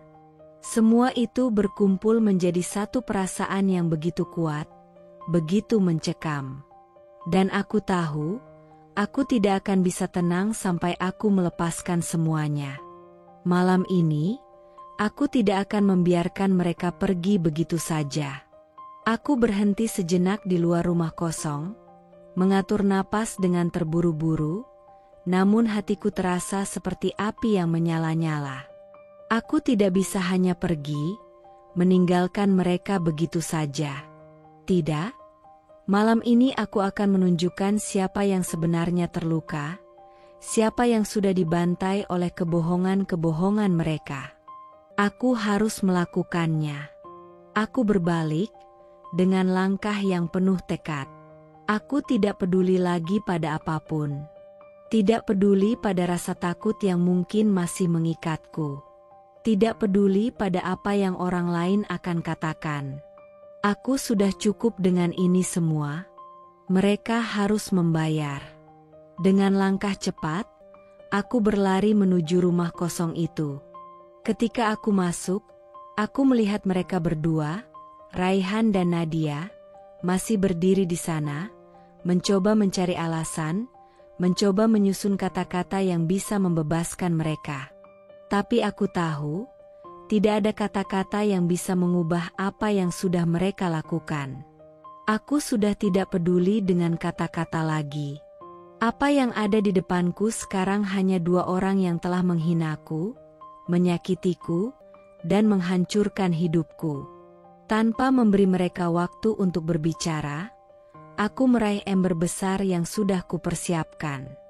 Di dalamnya ada air cabai yang sudah kubuat sebelumnya, air cabai yang sudah kuolah dengan sangat hati-hati. Aku tahu itu akan memberikan rasa sakit, rasa yang sama seperti yang kurasakan sekarang.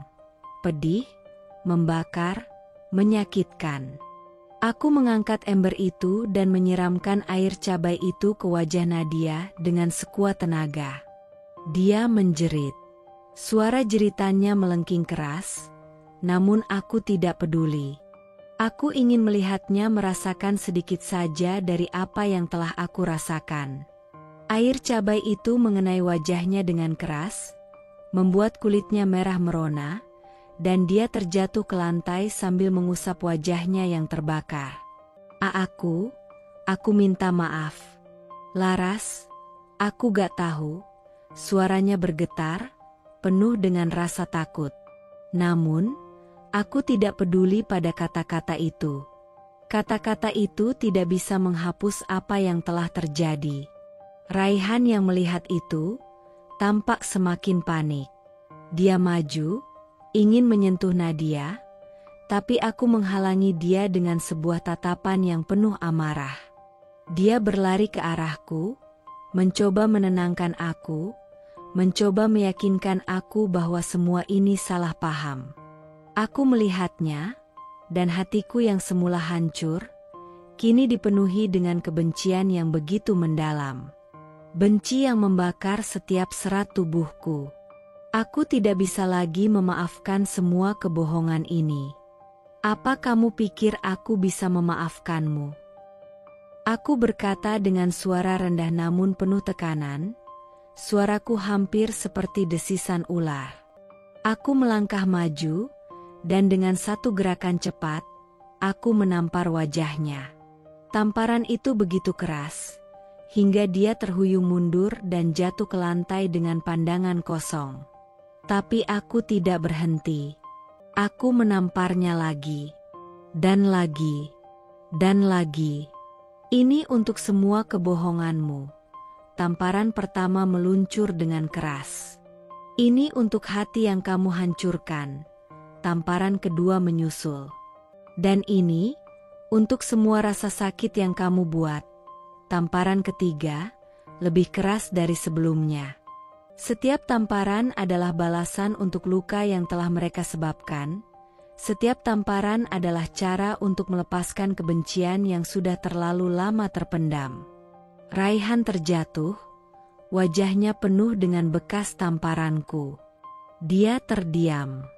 Tidak ada penolakan, tidak ada kata-kata. Hanya diam yang penuh dengan rasa penyesalan dan rasa takut.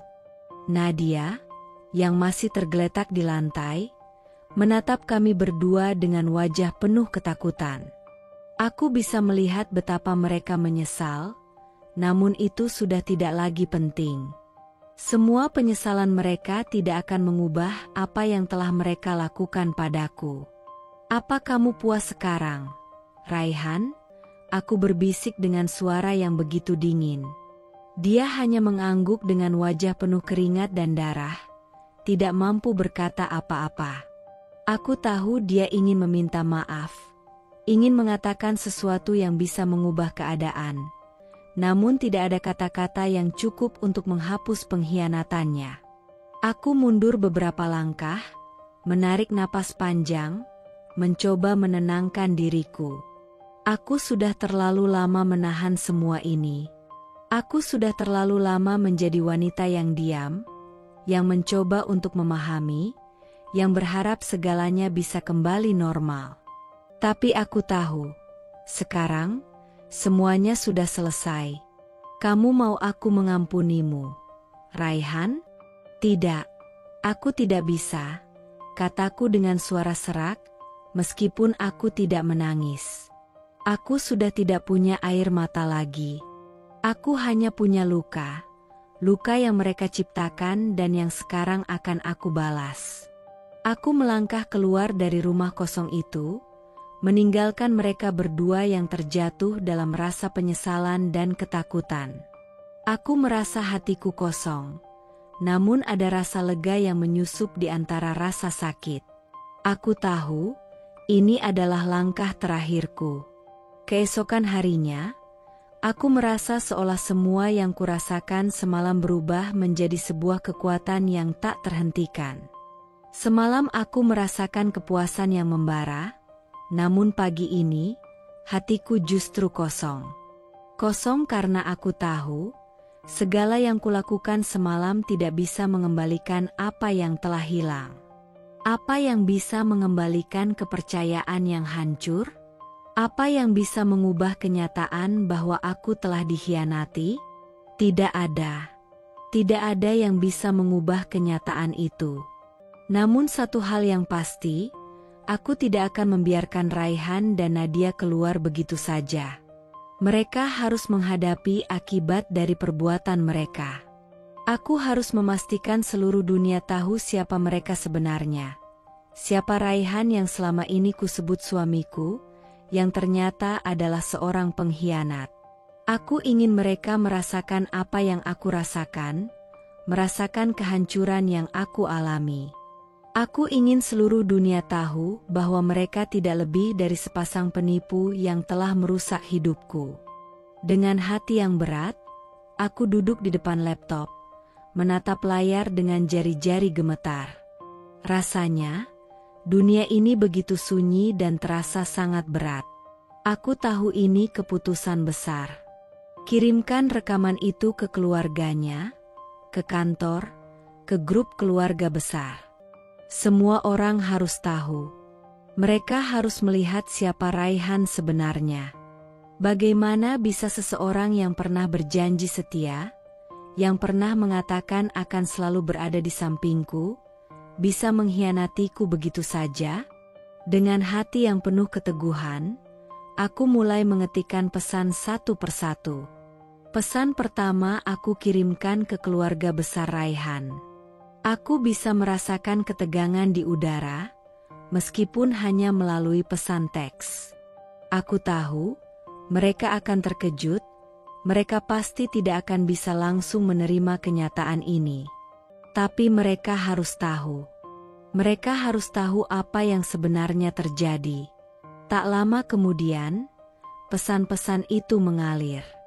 Pesan pertama datang dari ibunya Raihan, yang langsung menanggapi dengan penuh tangisan. Laras, apa yang sudah kamu lakukan? Kenapa kamu harus melakukan ini? Kami sangat malu. Kamu tahu kami tidak bisa menerima ini. Aku membaca pesan itu dengan detakan jantung yang keras. Bagaimana bisa ibunya menuduhku begitu? Setelah semua yang Raihan lakukan, sekarang justru aku yang disalahkan? Dia merasa malu? Apa yang dia tahu tentang rasa malu? Aku balas dengan satu kalimat pendek namun penuh makna. Ini bukan hanya tentang kalian, Ibu. Ini tentang aku. Tentang semua yang Raihan lakukan kepadaku. Aku terdiam sejenak, meresapi kata-kataku. Ada sebuah kelegaan yang tak terkatakan saat aku menekan tombol kirim. Namun, rasa lega itu seolah hanya sesaat, dan segera digantikan dengan rasa sakit yang lebih dalam. Kenapa aku masih merasa seperti ini? Kenapa aku merasa seolah ada yang masih terpendam? Kemudian, pesan lain datang, dari ayah Raihan. Nada pesan itu lebih tajam, lebih penuh dengan kemarahan. Laras, kamu sudah berlebihan. Ini tidak seharusnya dibawa ke keluarga kami. Ini masalah pribadi kalian. Kenapa harus dibuka ke publik seperti ini? Aku merasakan kepahitan yang mendalam saat membaca pesan itu. Mereka pikir ini masalah pribadi? Tidak. Ini lebih dari sekadar masalah pribadi. Ini adalah sebuah pengkhianatan. Sebuah pengkhianatan yang mereka semua tutup-tutupi selama ini. Dan kini, mereka harus merasakan konsekuensinya. Aku membalas dengan tenang, tapi hati ini terasa semakin hancur. Raihan membuat ini jadi urusan publik dengan setiap kebohongannya. Kalian harus tahu siapa dia. Namun, aku tahu, meskipun mereka berteriak dan mencoba menutup-nutupi kenyataan, tidak ada yang bisa mengubah kebenaran. Kebenaran yang sudah kubuka untuk semua orang. Kebenaran yang sudah mengalir dalam rekaman-rekaman itu. Semua orang akan tahu apa yang Raihan lakukan di belakangku.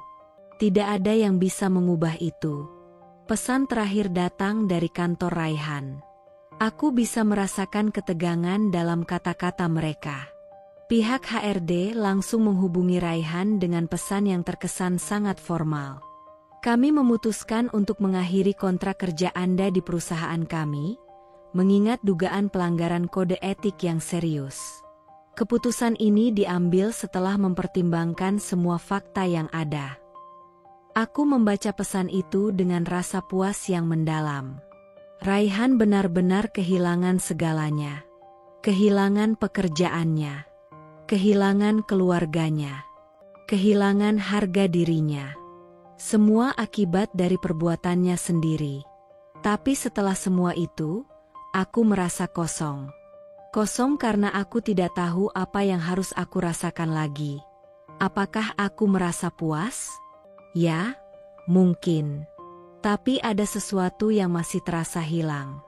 Aku tidak bisa menggantikan kebahagiaan yang sudah hilang. Tidak ada yang bisa mengembalikan waktu yang sudah terbuang sia-sia. Aku duduk terdiam, menatap layar ponselku yang masih menampilkan deretan pesan. Ayah Raihan mengirim pesan lagi, kali ini lebih emosional. Kami tidak akan mengakui Raihan sebagai anak kami lagi. Kami merasa dikhianati, Laras. Semua ini salahmu. Aku hampir tertawa mendengar itu. Mereka masih mencoba melemparkan kesalahan padaku.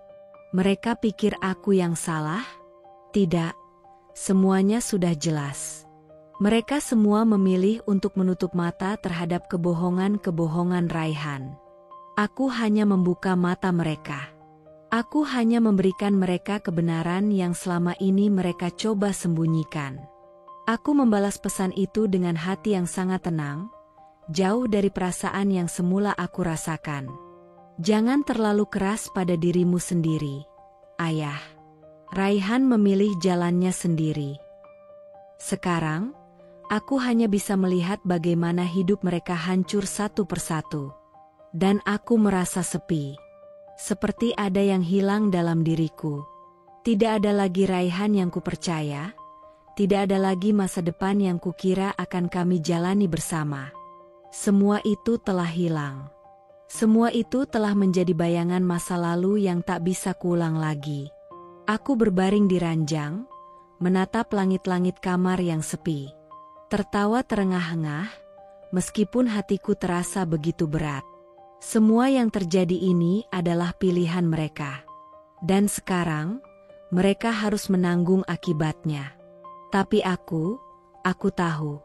Ini adalah awal dari sesuatu yang baru. Hari itu terasa lebih berat dari sebelumnya. Aku duduk di ruang tamu yang sunyi, menatap kosong ke arah jendela, namun pikiranku tidak bisa lepas dari kenyataan yang baru saja aku buat. Aku telah menghancurkan hidupku, dan hidup Raihan. Tetapi apakah itu cukup?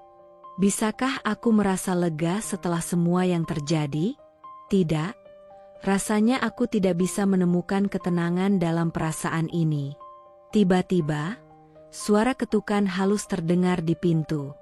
Aku terdiam, mengernyitkan dahi. Tidak mungkin. Setelah semua yang terjadi, masih ada yang ingin datang, ingin berbicara dengan aku?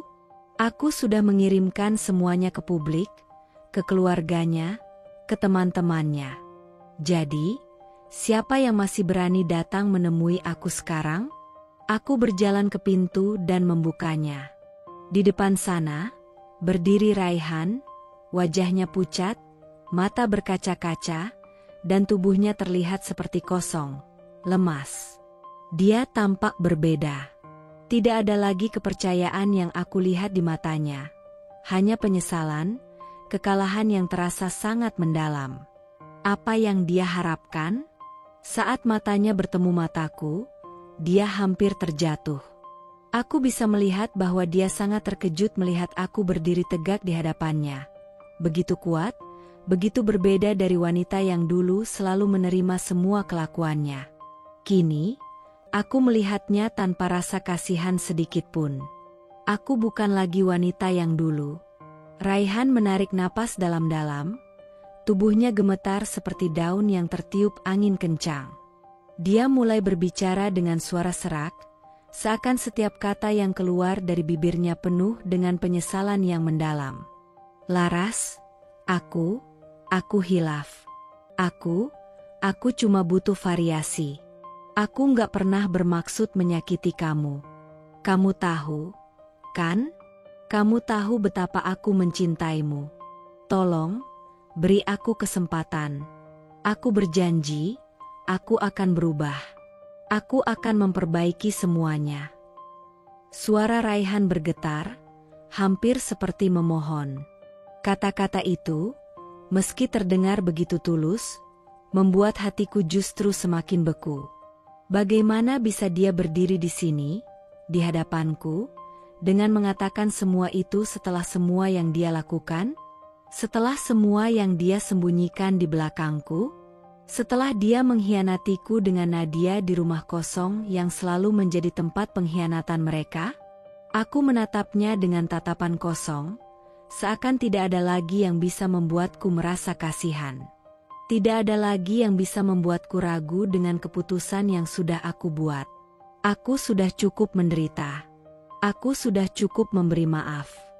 Dan kini, aku sudah tidak punya ruang lagi untuk kekecewaan yang lebih besar. Kamu ingin kesempatan? Ucapku dengan suara yang tegas, hampir seperti duri yang menusuk. Kamu sudah kuberikan semuanya, Raihan, segalanya. Aku sudah memberimu cinta, perhatian, kesetiaan. Aku memberikan semua yang aku punya, dan kau hancurkan semuanya. Kau hancurkan aku dengan pengkhianatanmu yang terkutuk itu. Sekarang, apalagi yang bisa aku beri padamu? Suara hatiku terasa begitu berat. Namun aku tahu ini adalah saat yang tepat untuk mengatakan semuanya. Aku bukan lagi Laras yang dulu. Aku bukan lagi wanita yang bisa dikelabui dan dikhianati begitu saja. Aku tidak akan kembali. Raihan terdiam, matanya semakin berkaca-kaca, bibirnya bergetar, seolah tak tahu apa yang harus dikatakan. Dia mengulurkan tangannya, hampir seperti memohon untuk diampuni. Laras, aku tahu aku salah. Aku tahu aku hancurkan semuanya. Tapi tolong, beri aku satu kesempatan. Aku berjanji, aku akan berubah. Aku akan membuktikan bahwa aku masih pantas berada di sampingmu. Dengan satu langkah kecil, aku berbalik dan berjalan menjauh darinya. Aku tidak mendengar langkah kakinya lagi, dan itu membuatku merasa lega. Aku tahu, ini adalah langkah terakhirku bersama Raihan. Tidak ada yang bisa mengubah keputusan ini. Aku merasa seperti beban yang sangat berat baru saja terlepas dari pundakku, meskipun rasa sakit itu masih menyelimuti hatiku. Tapi, untuk pertama kalinya, aku merasa sedikit lebih bebas. Lebih bebas dari pengkhianatan yang pernah aku terima. Aku hanya bisa berharap, suatu hari nanti, aku akan menemukan kembali kebahagiaan yang pernah hilang. Tapi untuk sekarang, aku tahu satu hal dengan pasti. Aku sudah cukup. Setelah segala yang aku alami, akhirnya aku memutuskan untuk menggugat cerai. Meskipun hatiku masih terbelah, meskipun masih ada perasaan sakit yang sulit untuk kuungkapkan, aku tahu ini adalah jalan satu-satunya. Perceraian ini bukan hanya tentang mengakhiri sebuah pernikahan. Ini tentang menyelamatkan diriku sendiri. Menyelamatkan sisa-sisa diriku yang masih bertahan meskipun sudah sangat terluka. Dengan tangan gemetar, aku menandatangani surat perceraian itu.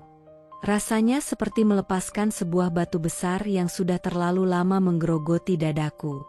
Namun, meski keputusan ini terasa benar, ada perasaan hampa yang menyelimutiku. Aku tidak hanya kehilangan Raihan, aku kehilangan diriku sendiri. Aku merasa seolah telah membuang bagian dari jiwaku yang selalu aku pertahankan, meski itu adalah bagian yang sangat terluka. Tapi aku tahu, aku tidak bisa terus hidup dalam bayang-bayang kesedihan. Aku harus menatap masa depan yang lebih cerah, apapun itu. Proses perceraian itu tidak mudah. Setiap kali aku harus menghadapi Raihan, aku merasakan beban yang begitu berat. Ada kebencian yang tak terucapkan, tapi juga penyesalan yang terlalu dalam untuk bisa diungkapkan dengan kata-kata. Tapi meskipun semua itu, aku tahu ini adalah jalan yang harus aku lewati. Aku sudah cukup merasakan sakitnya, sudah cukup terjebak dalam penantian yang tak berujung. Aku tidak bisa hidup dengan seorang pria yang memilih mengkhianatiku daripada menghargai cinta yang kuberikan. Suatu pagi, setelah aku resmi bercerai, aku berdiri di depan cermin, menatap wajahku yang masih dipenuhi air mata.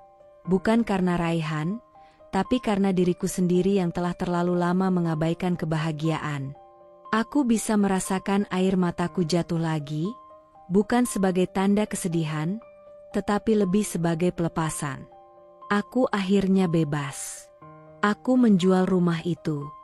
Rumah yang dulu penuh dengan kenangan indah.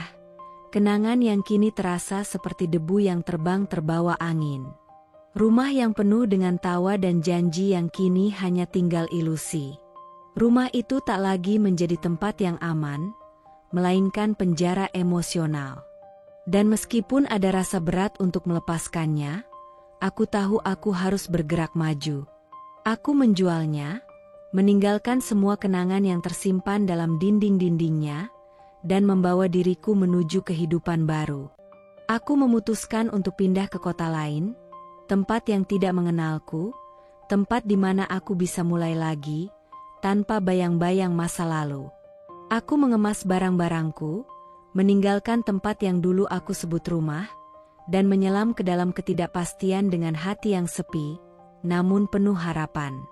Di kota baru itu, aku membuka usaha kecil, sebuah kedai kopi yang sederhana.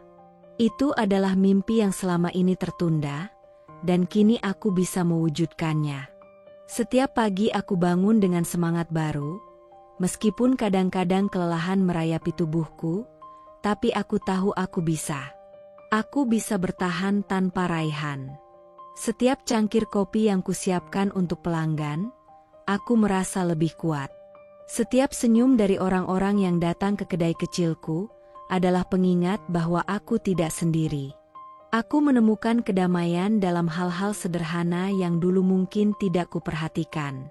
Namun hidup tidak berhenti di situ. Pada suatu hari, ketika aku sedang mengatur rak di toko, seorang pria masuk. Dimas, dia datang membeli beberapa biji kopi dan mulai mengobrol denganku. Dia duda dengan seorang anak perempuan kecil yang sangat lucu. Dimas adalah tipe pria yang tenang, tidak terburu-buru, dan tidak seperti Raihan yang selalu membuat segala sesuatu terasa bergejolak. Tidak ada drama, tidak ada permainan emosi, hanya kejujuran yang terpancar dari setiap kata yang keluar dari mulutnya. Kami mulai sering berbicara, dan meskipun awalnya hanya obrolan ringan, aku bisa merasakan ada sesuatu yang berbeda dalam hatiku. Suatu malam, setelah bertemu Dimas untuk makan malam sederhana di rumahku, suasana terasa sangat nyaman. Kami duduk di ruang tamu, hanya ada cahaya lampu yang lembut dan tawa anaknya yang masih kecil. Ada kedamaian dalam kebersamaan ini. Ketika Dimas menggenggam tanganku, matanya memancarkan sesuatu yang hangat, sesuatu yang sudah lama tidak aku rasakan. Keamanan, kepercayaan, cinta yang tidak mengintimidasi. Laras, kata Dimas, suaranya rendah dan penuh ketulusan, aku tahu kamu pernah terluka. Aku tahu kamu telah melewati banyak hal yang berat.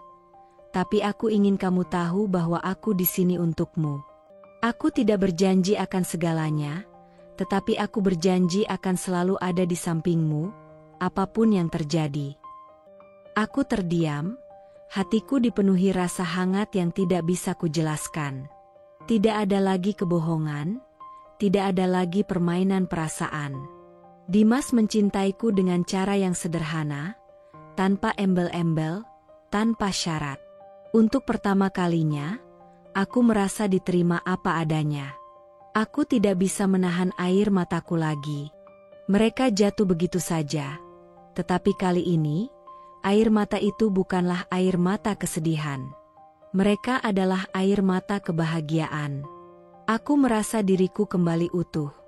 seperti puzzle yang akhirnya menemukan potongan yang hilang. Di hadapan Dimas, aku merasa dihargai, dihormati, dan yang terpenting, aku merasa dicintai tanpa rasa takut. Aku mengangguk perlahan.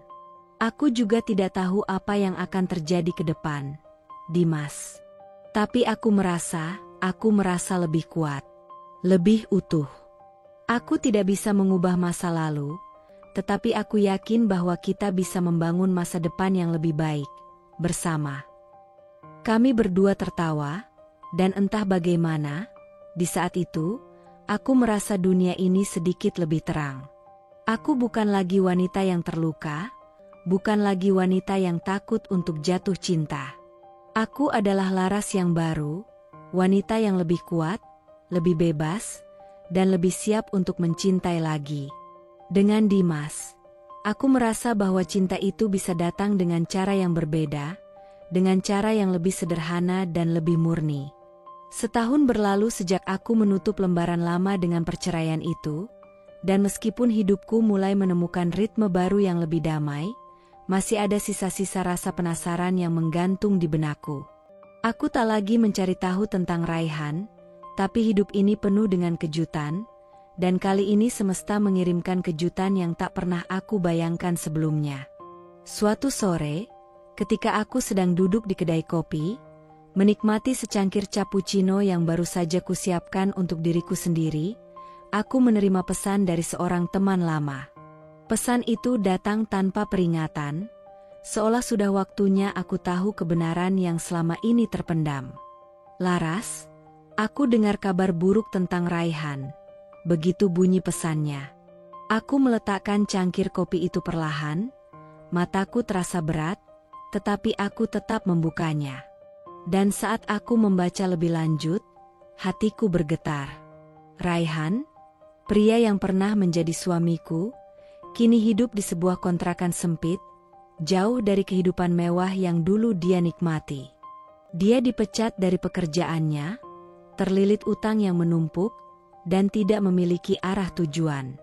Kehidupan yang dulu dia janjikan padaku kini hancur berantakan, bahkan lebih parah dari yang aku bayangkan. Ada perasaan yang sulit aku ungkapkan, bukan rasa senang atas penderitaannya, tetapi lebih pada rasa kelegaan. Kelegaan bahwa akhirnya, karma menemukan jalannya. Karena meskipun aku tidak menginginkan keburukan untuknya, meskipun aku tidak mengharapkan dia dihancurkan oleh dunia, aku tahu dalam hatiku bahwa apa yang telah dia lakukan padaku tidak bisa terlepas begitu saja. Lalu, aku mendengar kabar tentang Nadia, wanita yang dulu pernah menjadi bagian dari perselingkuhan itu. Ternyata, karma juga menjemputnya. Nadia, yang selalu merasa dirinya lebih baik dan lebih berhak, kini ditinggalkan oleh Raihan. Bukan hanya karena kebohongannya, tetapi juga karena dia ketahuan selingkuh dengan pria lain. Raihan akhirnya tahu bahwa dirinya hanya menjadi pilihan kedua, setelah dia sendiri menjadi pilihan kedua bagi wanita itu. Aku tidak merasa senang dengan penderitaan mereka, tetapi lebih pada perasaan bahwa mereka akhirnya merasakan apa yang telah aku rasakan, perasaan dikhianati, ditinggalkan, dan disakiti. Karma bukan datang karena aku menunggunya. Karma datang karena semesta tahu siapa yang benar-benar tersakiti. Dan meskipun aku tidak pernah berharap untuk melihat mereka terpuruk, aku merasa sedikit lega melihat mereka menerima akibat dari tindakan mereka. Aku duduk termenung sejenak, memandangi kedai kopi kecilku. Kini, setelah semua yang terjadi, aku merasa lebih kuat, lebih bijak. Mungkin aku tidak bisa mengubah masa lalu, tetapi aku tahu bahwa karma bekerja dengan cara yang tak terduga. Setiap perbuatan pasti ada balasannya. Dan meskipun aku tak pernah mencari pembalasan, semesta punya cara untuk menunjukkan siapa yang benar-benar menderita dalam ketidakadilan. Saat itu, aku teringat pada Dimas, pria yang kini ada di sisiku, menemani hari-hariku dengan kasih sayang yang tulus. Dimas tidak hanya menyembuhkan luka-lukaku, Tapi dia juga mengajariku bagaimana melangkah maju tanpa terikat pada masa lalu. Kami hidup bahagia, meskipun hidup kami tidak sempurna. Ada banyak hal yang harus kami lewati bersama. Tetapi bersama Dimas, aku merasa ada sebuah kehangatan yang tidak pernah kutemukan sebelumnya. Kami merayakan hidup yang sederhana, yang penuh dengan kebahagiaan yang tidak diukur oleh hal-hal materi. Karma telah datang, dan aku merasa lebih bebas. Bukan karena melihat penderitaan mereka, tetapi karena aku tahu bahwa aku kini bebas dari belenggu masa lalu. Aku tidak lagi hidup dalam bayang-bayang pengkhianatan, tidak lagi dihantui oleh rasa sakit yang dulu membelenggu hatiku. Aku adalah Laras yang baru, seorang wanita yang lebih kuat, lebih utuh, dan lebih tahu apa yang pantas dia dapatkan dalam hidup ini. Dan dengan semua yang telah aku lewati, aku menyadari satu hal penting. Penderitaan tidak pernah berakhir tanpa pembelajaran. Setiap luka yang aku rasakan mengajarkanku untuk lebih bijaksana, lebih mencintai diriku sendiri, dan lebih menghargai orang-orang yang benar-benar peduli padaku. Kini, aku tahu, kebahagiaan sejati bukan datang dari apa yang orang lain lakukan atau tidak lakukan padaku, tetapi dari apa yang aku pilih untuk terima dan lepaskan dalam hidupku. Kesimpulan cerita. Kisah ini menggambarkan luka yang dalam dari sebuah pengkhianatan dalam rumah tangga, ketika orang yang paling dipercaya justru menusuk dari belakang. Suara-suara aneh dari rumah kosong ternyata menjadi simbol dari kebenaran kelam yang selama ini disembunyikan suami.